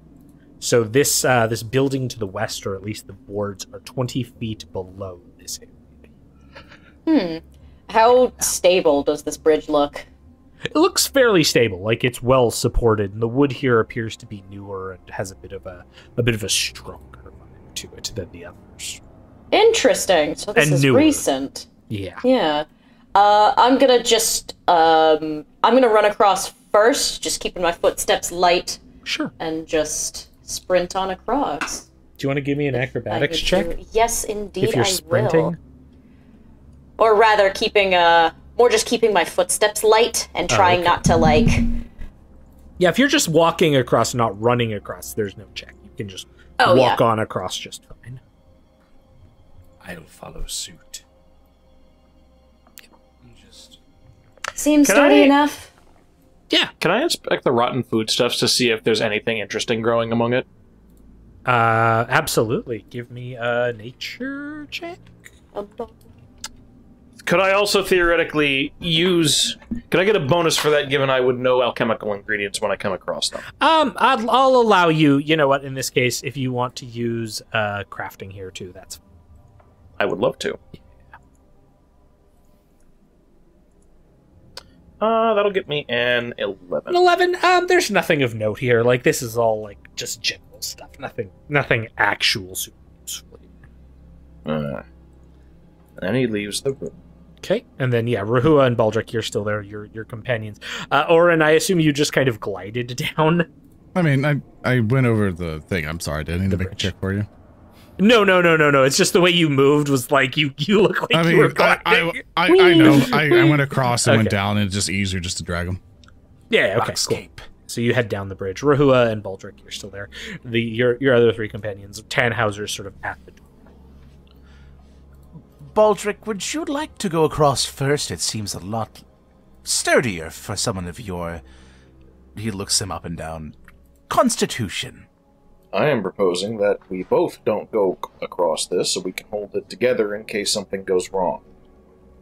You know that these buildings, well, you don't know this, but these buildings, no matter how sturdy they look, always have a chance of something going wrong. Do they now? I wouldn't assume... Baldric points to the large, dilapidated hole between this portion of the building and that one. Yes. You know, that makes a lot of sense now. What do you propose we do over here? Just meander and talk? You can make it. Well, I'm proposing we just stand by for the moment. Gotta make sure that they can come back across, unless you fancy them falling into the void on the side of an accident. Because I don't think that's a good idea. We need you over here. Come on, it's Why? sturdy. You know, keep it together with the team. You can't exactly throw that far if something does happen. And if the bridge breaks, then what? I fly over and we just go over to the land right there, and he points to the cell. Yeah, you do that. What about those two? So just clarified, like where you are, this is 20 feet up. Like the rocks here are 20 feet tops. We'll climb. Okay. How about you just go? Okay. All I can right. stay here. You can all go across if you want, but I think one person should stay here. Fair enough. If you and Rehua would like to bring up the rear, we'll make sure to yell very, very loudly if we need you. Up to you. Go right across. You can stay here. I You okay, do want to keep Rehua? my friend... I'll be okay. I just want to make sure my friends are okay. All right. Oh, You're going. I'll stay here. we'll be fine, Okay. big guy. Very slowly, we'll go across the bridge. Baldric is going to sit and face this direction. Yeah, He's absolutely. going to watch that door. Watching that door. Okay. So yeah, Tannhauser, you're at the door. What are you going to do? I think I'm going to open that door. Okay. Do I die? Yes. Oh. No. It opens up into a Maybe. storage room that has 2 wooden tables on it. The tables are all covered entirely in hats and helmets. There's like various metal helmets, some with like long feathers coming out of them, some of them like simple like caps of leather. They're all just like spread around these tables. Hold on. Move aside, middle boy. I want one. Hold on! I'm gonna turn around my head 180 degrees to look Ah. at Baldric. Baldric. Get across this Yeah. goddamn bridge. There's hats in here. Do I look like I need a hat to you? Yes! Yes. Clearly, one of the hats has to be Baldric's, but it's like got like gold rim and just Yeah, looks it's like an super embroiled nice. bucket. Oh, trim The your more time you armor. waste on that dilapidated lower bridge section, the more time it has to fall into the abyss and none of you to ever come must be back. So, fond you at know, it's up to you. parties. I'm going to head inside. Yeah, sure. Get going. What kind of... Not doing this to not be fun. I'm genuinely expecting Thurston to be like, and then the building started to collapse and the bridge was swaying. I'm gonna start putting hats on Rehua. Just Oh, like reaching up, like, absolutely. I think this one's your color. Okay. Ooh, let me see that. Okay. Tannhauser, you go up to the door. Yes. Okay. So there's like another door on the diagonal, sort of this crop room that leads that seems to go to like a section which you can tell from your descent down the bridge. There's a further jut. I see. I will open this door. Okay. It opens to a room. The back wall that you can see here is covered in shelves with like multiple hats. Like just along these walls, you can see probably 2 to 3 dozen helms that are there. But there's also a large like hole in the wood here that you can hear the wind rustling through, much as it has been like sort of rustling in the background behind you. Helms. How high quality do these helms and hats look?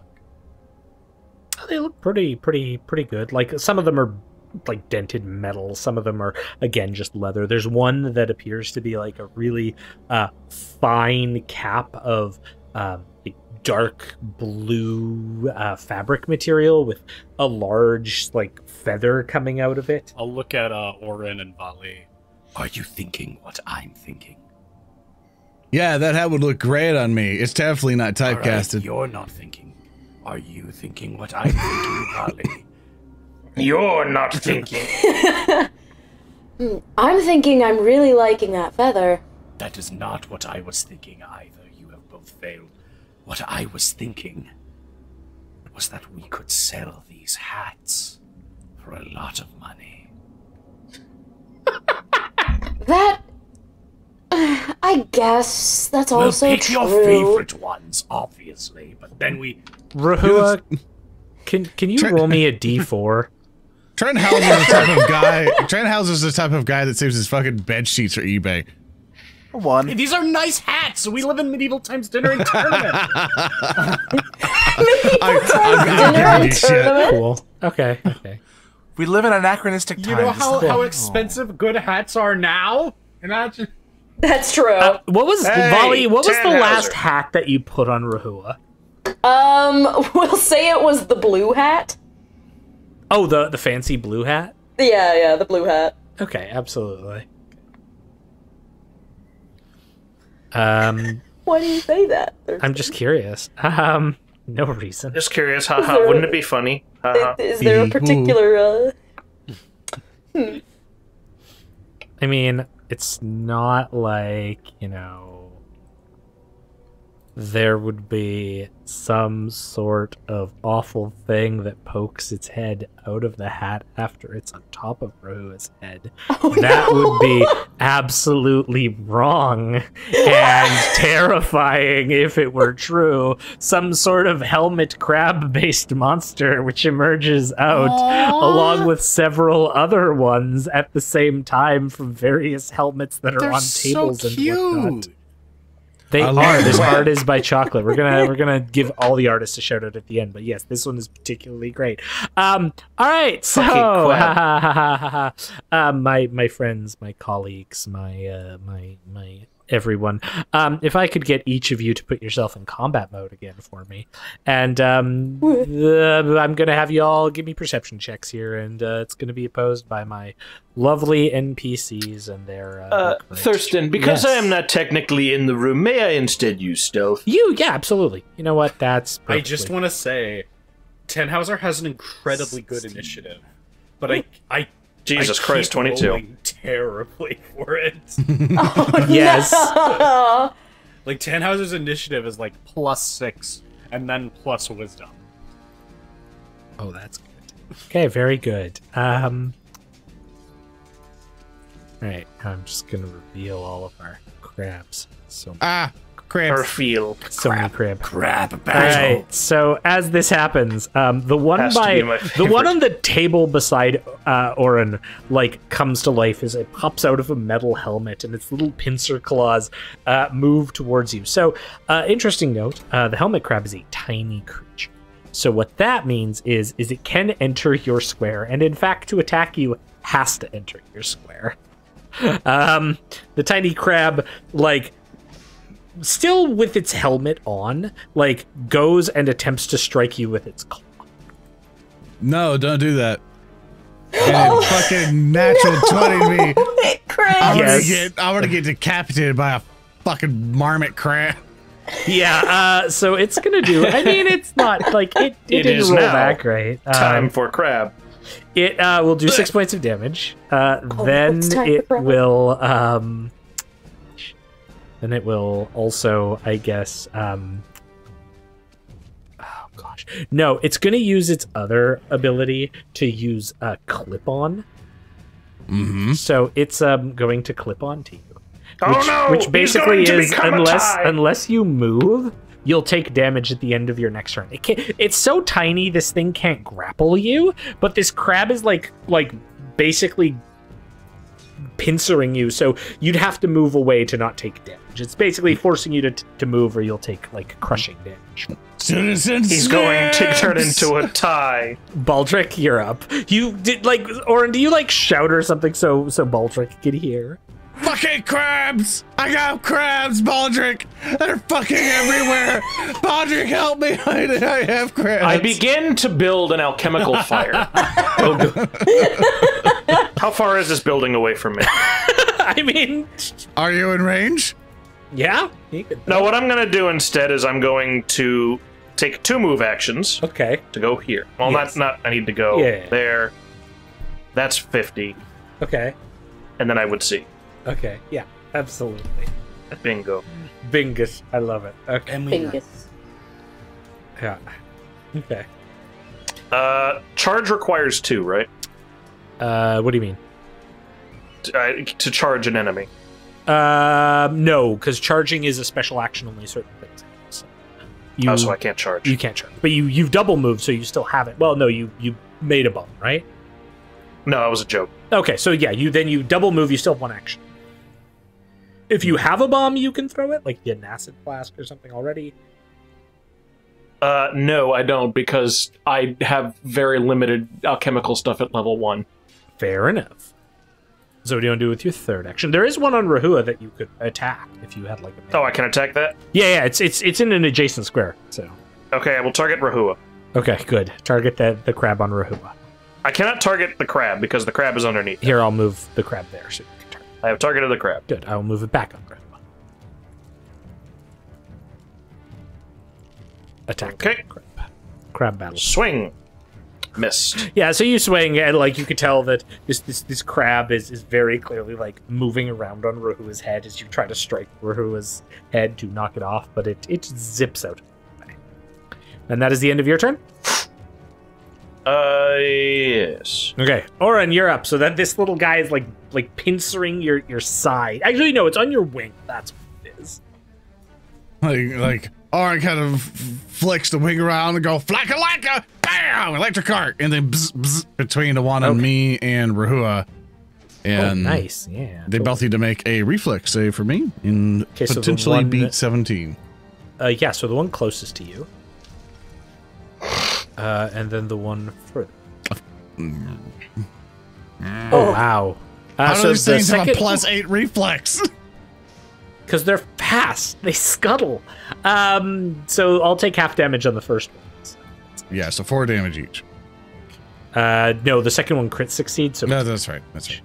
Yeah, because it like the one that is scuttling on Rehua's head is like moving so fast because Baldric has agitated it. It's just like moving around all over Rehua. No. That's you. Nope. Yeah, that's okay. My that's your last action is going to be a staff strike. So whoop, and I hit it by 1. I go wonk. Wait, so you're staying, or was electric arc 1 or 2 actions? Say what? Electric it's arc 2. is 1 or 2 actions. It's 2, so yeah, you're not moving. Okay. No, I'm moving so I can target him. Oh, okay. Okay. Gotcha. Yeah, I can't target him when he's on me. I'll go back later. Okay. But yeah, so roll me damage. 5. If you hadn't have done it, would have lived, then it would have damaged. Okay, cool. Yeah, so you bonk this thing. It like you hear this squealing like sound as it like collapses. I got one. Okay, one of them scuttles off the wall through the door onto Tannhauser. Horrid beast! Crap. Tannhauser, watch out.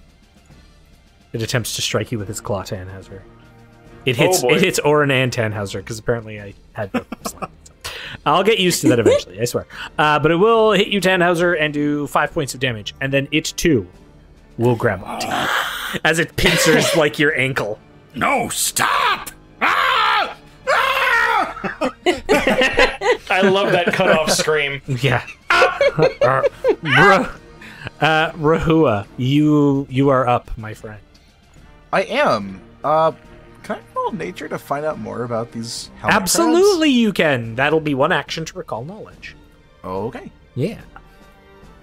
Bada bing, bada boom, 18. Hell yeah! So this creature is called a helmet crab. It is a type of animal that inhabits helmets. When it inhabits helmets, though it can inhabit other things, it like becomes like fairly defensible, and like as you've noticed already, it can clip on. You can ask me with that check. They're pretty low level creatures. You can ask me 2 questions about helmet crabs. Okay. Number 1. Yep. What do helmet crabs eat? They tend to they tend to eat primarily like insects. Like they're very urban, so they eat like big insects, but they're fiercely territorial, so they'll attack almost anything. Follow-up question. Can they be made docile with the right treatment? Absolutely they can. There are certain skills that you might decide to utilize to try to like calm them. Like nature is super effective to command an animal because they're animals. Okay. I like that. You know, I really like the sound of that. So I know you do.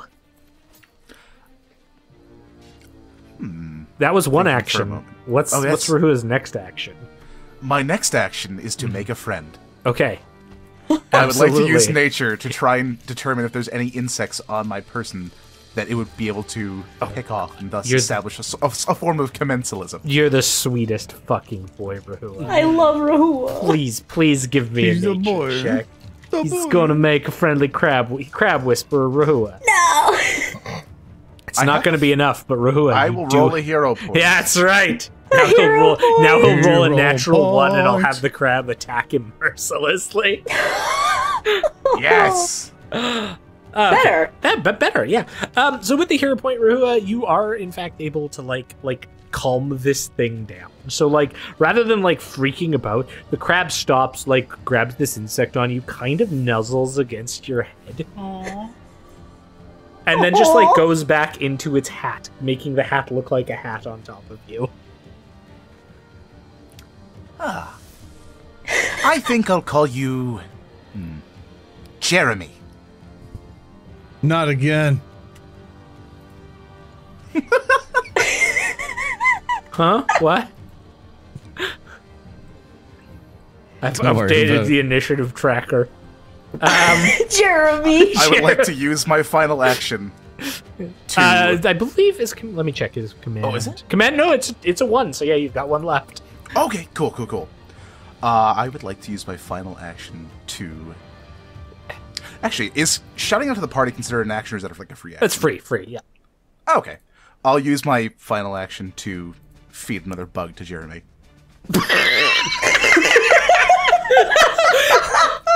Thank God. I was really worried for a second. Oh. As like, wait, hold on. One of my allies needs help. Like... Hold on. Hold on. I can help with this. Oh, God, are shit, you going to try to I forgot command the one on Tannhauser now? No. Although, Yes. Are you the crab whisperer, Hulky? Oh I my might god. be. I would like to whisper to this Hulky, crab he as well. speaks with Yes, crabs. Through the subtle rustling of my leaves and unknown languages to mortal beings, I attempt to sway this crab's opinion to not harm my friend. All right, give me another nature check, Hulky. Oh my god, we're about to win by being wholesome. 21! Yeah, the crab like turns to you, Rehua, as like, and like we see it's like crab vision, and there's like the beautiful silhouette of Rehua there, and somehow like the wind is rustling by him, and the crab simply like lets its pincer go and scuttles backwards slightly from Tannhauser in a gesture that can only be like, "Sorry, bro, we cool now." I look down at this little crab that dared strike me. Yeah, bro, we are cool. And I put my finger out cautiously against my better judgment towards him. And as you do that, another crab like scuttles in on you.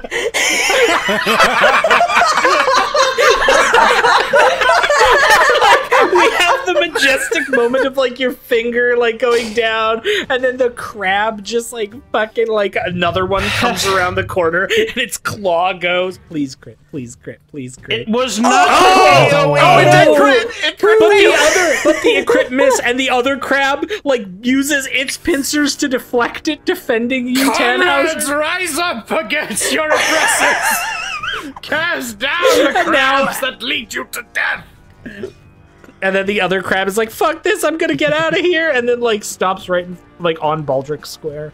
Okay, that's it. What are you dumbasses doing? We're Volley? truly witnessing the crabs in a bucket phenomena in real time. I am so baffled by this. I have no idea what to do here. Okay, so we've got 2 docile crabs. Yeah, 2 docile. Here, let me see if I can like tint them to show their disposition as being docile crabs. They've been befriended. Yes. Friend spotted. Friend obtained. There. Double I? friend. Friend-tacular.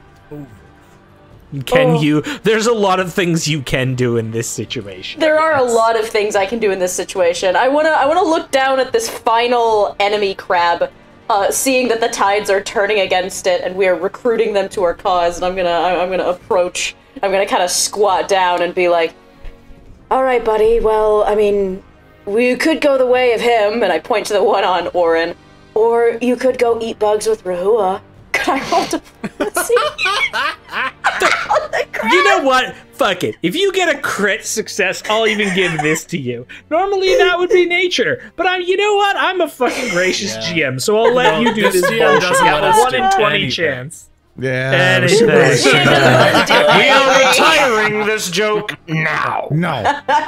No, look, I can't rip Hulky's pants anymore, so this is the closest thing I can. Okay. You're goddamn right, Thurston. Hulky doesn't have pants. He fucking played me. That's a 19 to convince this crab to lay The down crab its shakes arms. Not a its crit. crab head at you. You have no nature, so. You people are insufferably crab. All right. Well, we gave you a chance to join the glorious revolution. Stab it. Do unto it as I'm gonna- all reactionaries deserve. What? It is an I love anti-revolutionary crab. Baldric is just going to kick. candy fuck? He's just not going to let you guys back at his home. He's just not going to let it It's just happen. gonna start getting worrying when Tannhauser gets the fucking fertilizer. And he's like, ah. He's gonna change his door lock. I don't even want to bother with Good panache idea. on this. I'm just gonna attack it. Good. You don't want to panache the crab? I don't want to panache the crab. Just tumble through crab. Tumble through the crab. Right, that's 6 damage on the final enemy crab. Oh, okay. Well, that will, Oh, that poor crab. Okay, well, the crab dies because it has 6 hit points, so congratulations, you fucking murderer. Yes. Yeah, check the body for its wallet with its I've had family. Tannhauser. Thurston, I have had enough with you trying to make us feel bad for attacking For things murdering that attack crabs. us. I know. You murderer. All right. I'll show you rage. So I know are you all will. enemy crabs dealt with? Well, there was one hostile crab that attempted to attack you, but was wrestled by the allied crab. Now it is under Baldric. It appeared to be retreating. Don't let it go back to its cove to spread its repressive philosophies.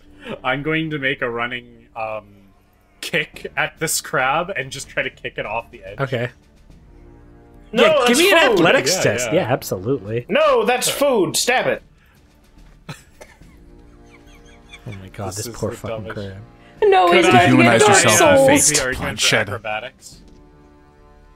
Sure. Can you please Sure. Dark Souls combat roll at it in the Yeah. the kick? Like, I tried to Fucking roll kick over it, spam. but 22. instead, yeah. Like, you roll into it and cause it to skid forward, falling off the edge. Do a shoulder I tackle. I kick it like it's a soccer ball. Wait, I need to do one thing. Oh my god, hold up.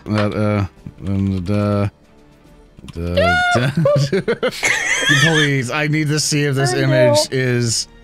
Help. No, it's not here. Fuck. And with my God damn it.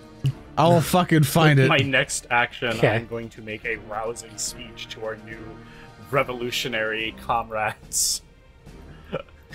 Welcome to the revolution, crabs, tired of oppression, wishing for the halcyon days where hierarchy may not stop you from eating buds. I welcome you to our fold.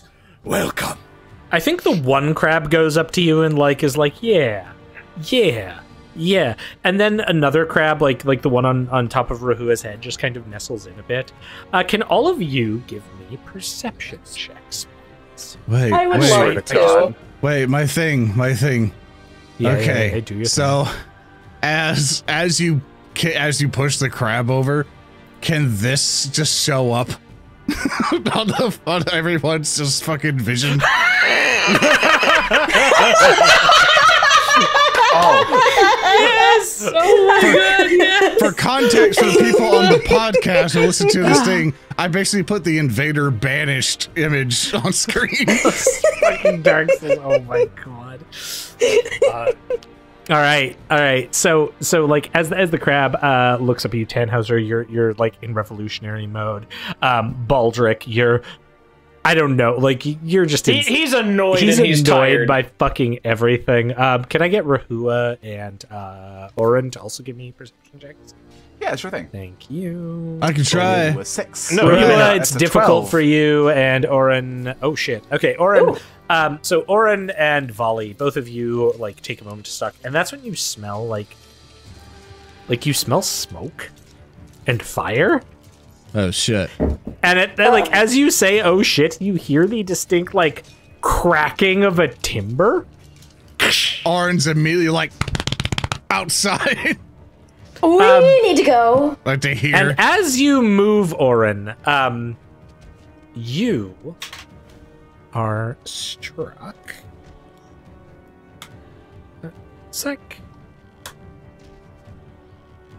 Does a 17 hit your AC, Oran? Yeah. Okay.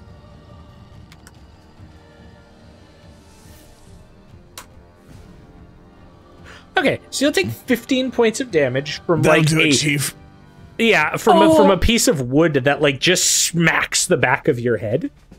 As you're like rushing out, which I believe puts you into not ghosted. But you are falling into the dying position as this hits you. And you go like face first. And like as that happens, there is a moment where you all start to see like the smoke is now coming out from underneath the building. Huh. Oh. So in this instance, Baldric, you sort of actually Valli, you were the other one who perceived. What would you like to do as you've seen Oran sort of run? What are you going to do? And like Tannhauser's proselytizing to crabs, and Rehua's enjoying the crab on his head, and Baldric's like mad at reality. In general, yeah. I'm going to run out. Okay. Oh, that's not the door. That's the door.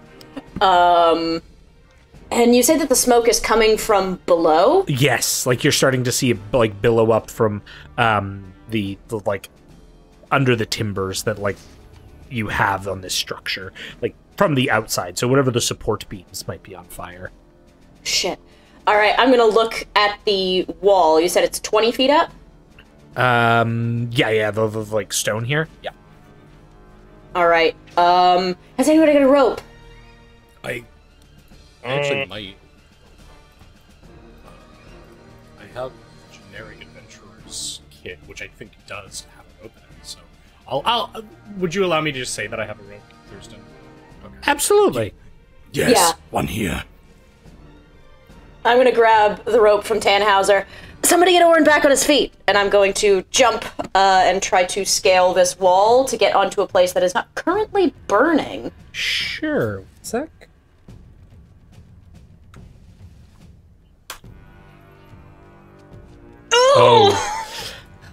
So you begin to climb up, and as you do, like you take the rope, you throw it up, and as you're setting up the crackling timbers are there. You've grabbed this from Tannhauser, who is now just like kind of like woken up from his reverie of crab emancipation, and Rehua and Baldric, who are now seeing what you're doing. You go, you like set up the rope, you climb up, and then a gust of wind smashes into your chest.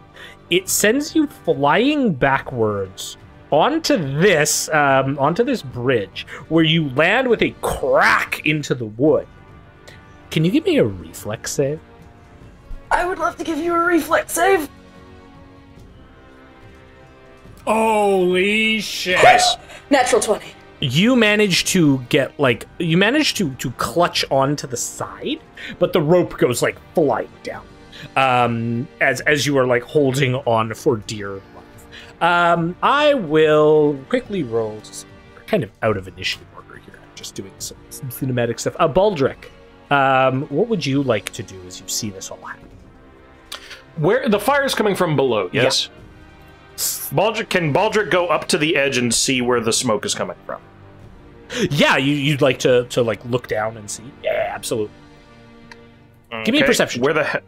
Like, you can basically go, like, over here and then look down. I'm trying to move. It's a little laggy. Okay, I got you. All right, I'll give us a quick perception. Yeah. 12. Okay, so you look down and see the entire thing is ablaze. Like, some kind of fire has started just on the bottom. But as you do, you can also see that the timbers on this building have also been set on fire. We don't have a whole lot of time. Get across. Damn it. And can I... Hey, Thurston, I happen to notice I have 2 hero points. Yes.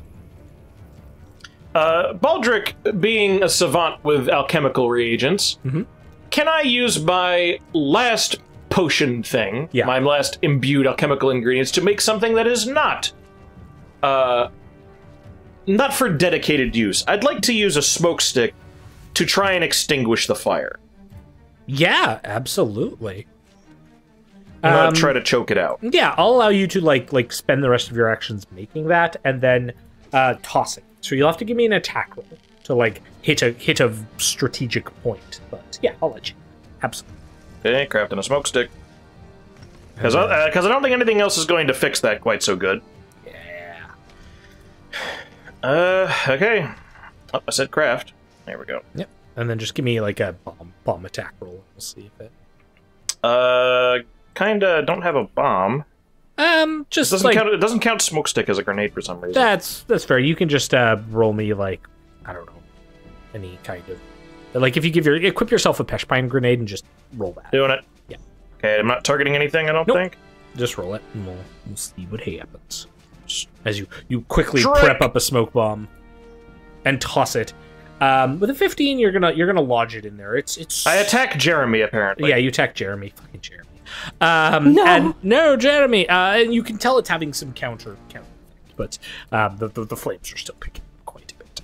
We'll come to Tannhauser. Yeah, I any plans Tannhauser might have had to actually escape kind of fell into the window, seeing his comrades in such peril, so he's just going to rush out and run out and get to the edge where Valli is hanging on for dear life, and just reach out for her, and just try to grab her and bring her back up. Yeah, I'll let you get there and basically like pull yourselves up as you're. Thank you kindly. We need to get the hell out of here. Rehua, with your crab on your head, what are you going to do, my friend? Flee, but also help friend. Okay, so you're gonna move and then heal. Correct. Okay.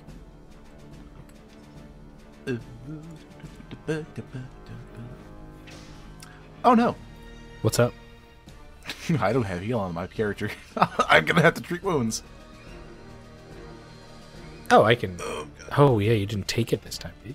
Or wait, you didn't take your spells. You bad boy. Should you have had heal today? I suspect. I think so. It's fine. It's fine. It's fine. Okay.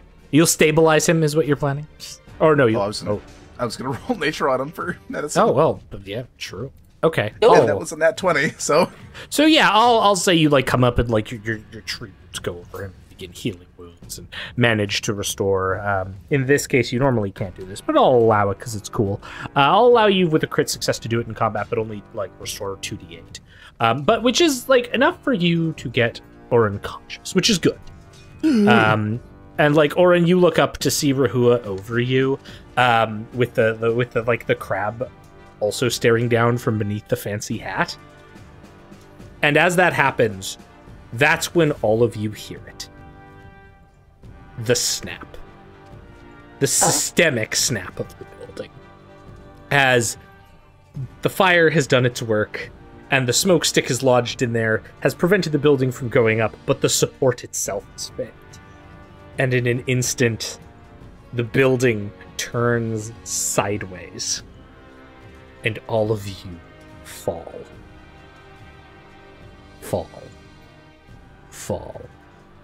And we'll find out if we have a whole new party next week or not. All right, thanks for the one shot. Thanks for the one shot. Bye. Thanks for coming to the TPK'd him in the first session, chat. That was some GM Fiat bullshit right there. Look at it go. Yeah, you know. Thurston never lets us do anything, but he does let us fall. True. That's right. Look, it's the way to do it. It's the way to do it. twice the House Thank falls, you. everybody dies. Exactly. Yeah. Thank you, everyone. Thank you. Thank you. Good job. Chat vindicates me by remembering that I believed something would go wrong, and it did. You absolutely. You are the logical anchor. Shit, he's the logical anchor again. No. I hate my job. I love your job. You do a great job. So, As do all of you. You guys did amazing. Also, Yeah, so- I'll also say the crab survived. So. Yay! Yay, Jeremy. I don't want another child. Well, you don't know. Look, we've replaced the child with Jeremy the head crab, okay? Ah. Okay. So thank you, Thurston, so much for kicking ass today. Thank you very much for game mastering an amazing session. And I want to kind of go around the horn so everybody can reintroduce themselves and where you can find them. I'm going to start off with Earndil. Who are you and where can everyone find you? Me? You dare find me? Yes. I am Earndil, and you can meet me at Twitter at Earndilio, and that's basically the only spot, because I don't use social media all that much. I worked with Alphabusa on a number of things. I said this at the beginning, but yes. Awesome. And next up, Hokey. Yes, that is me. I am Hokey Crow. You can find me at Twitter, at Hokey Crow. You can also find me on the Narrative Declaration Community Discord and Zoran's Discord for himself. Hang out there every now and then.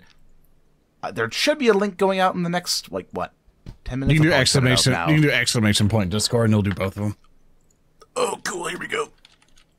I'll send it out to you now, but I'm gonna hop in there after this, and we take care of some stuff after, and I get some food that I couldn't order in the time that I wasted. And everyone thought I was in the bathroom earlier. But yeah, stop on by. You guys are fantastic. Thank you so much for coming out today. Next up, we have Odo. Hello, I'm Odarushi Writer. I was playing the blue bitch known as Valli. You can find me on Twitter at Odarushi Writer. And yeah, excellent session, everybody. I am really, really excited to see you guys for next session. Yeah, next up, Speaker D. Hi, I'm Speaker D, and I had a lot of fun as well. I love everyone's characters. And if you want to find me and see me scream at the void, you may find me at Super Snake Cake on Twitter.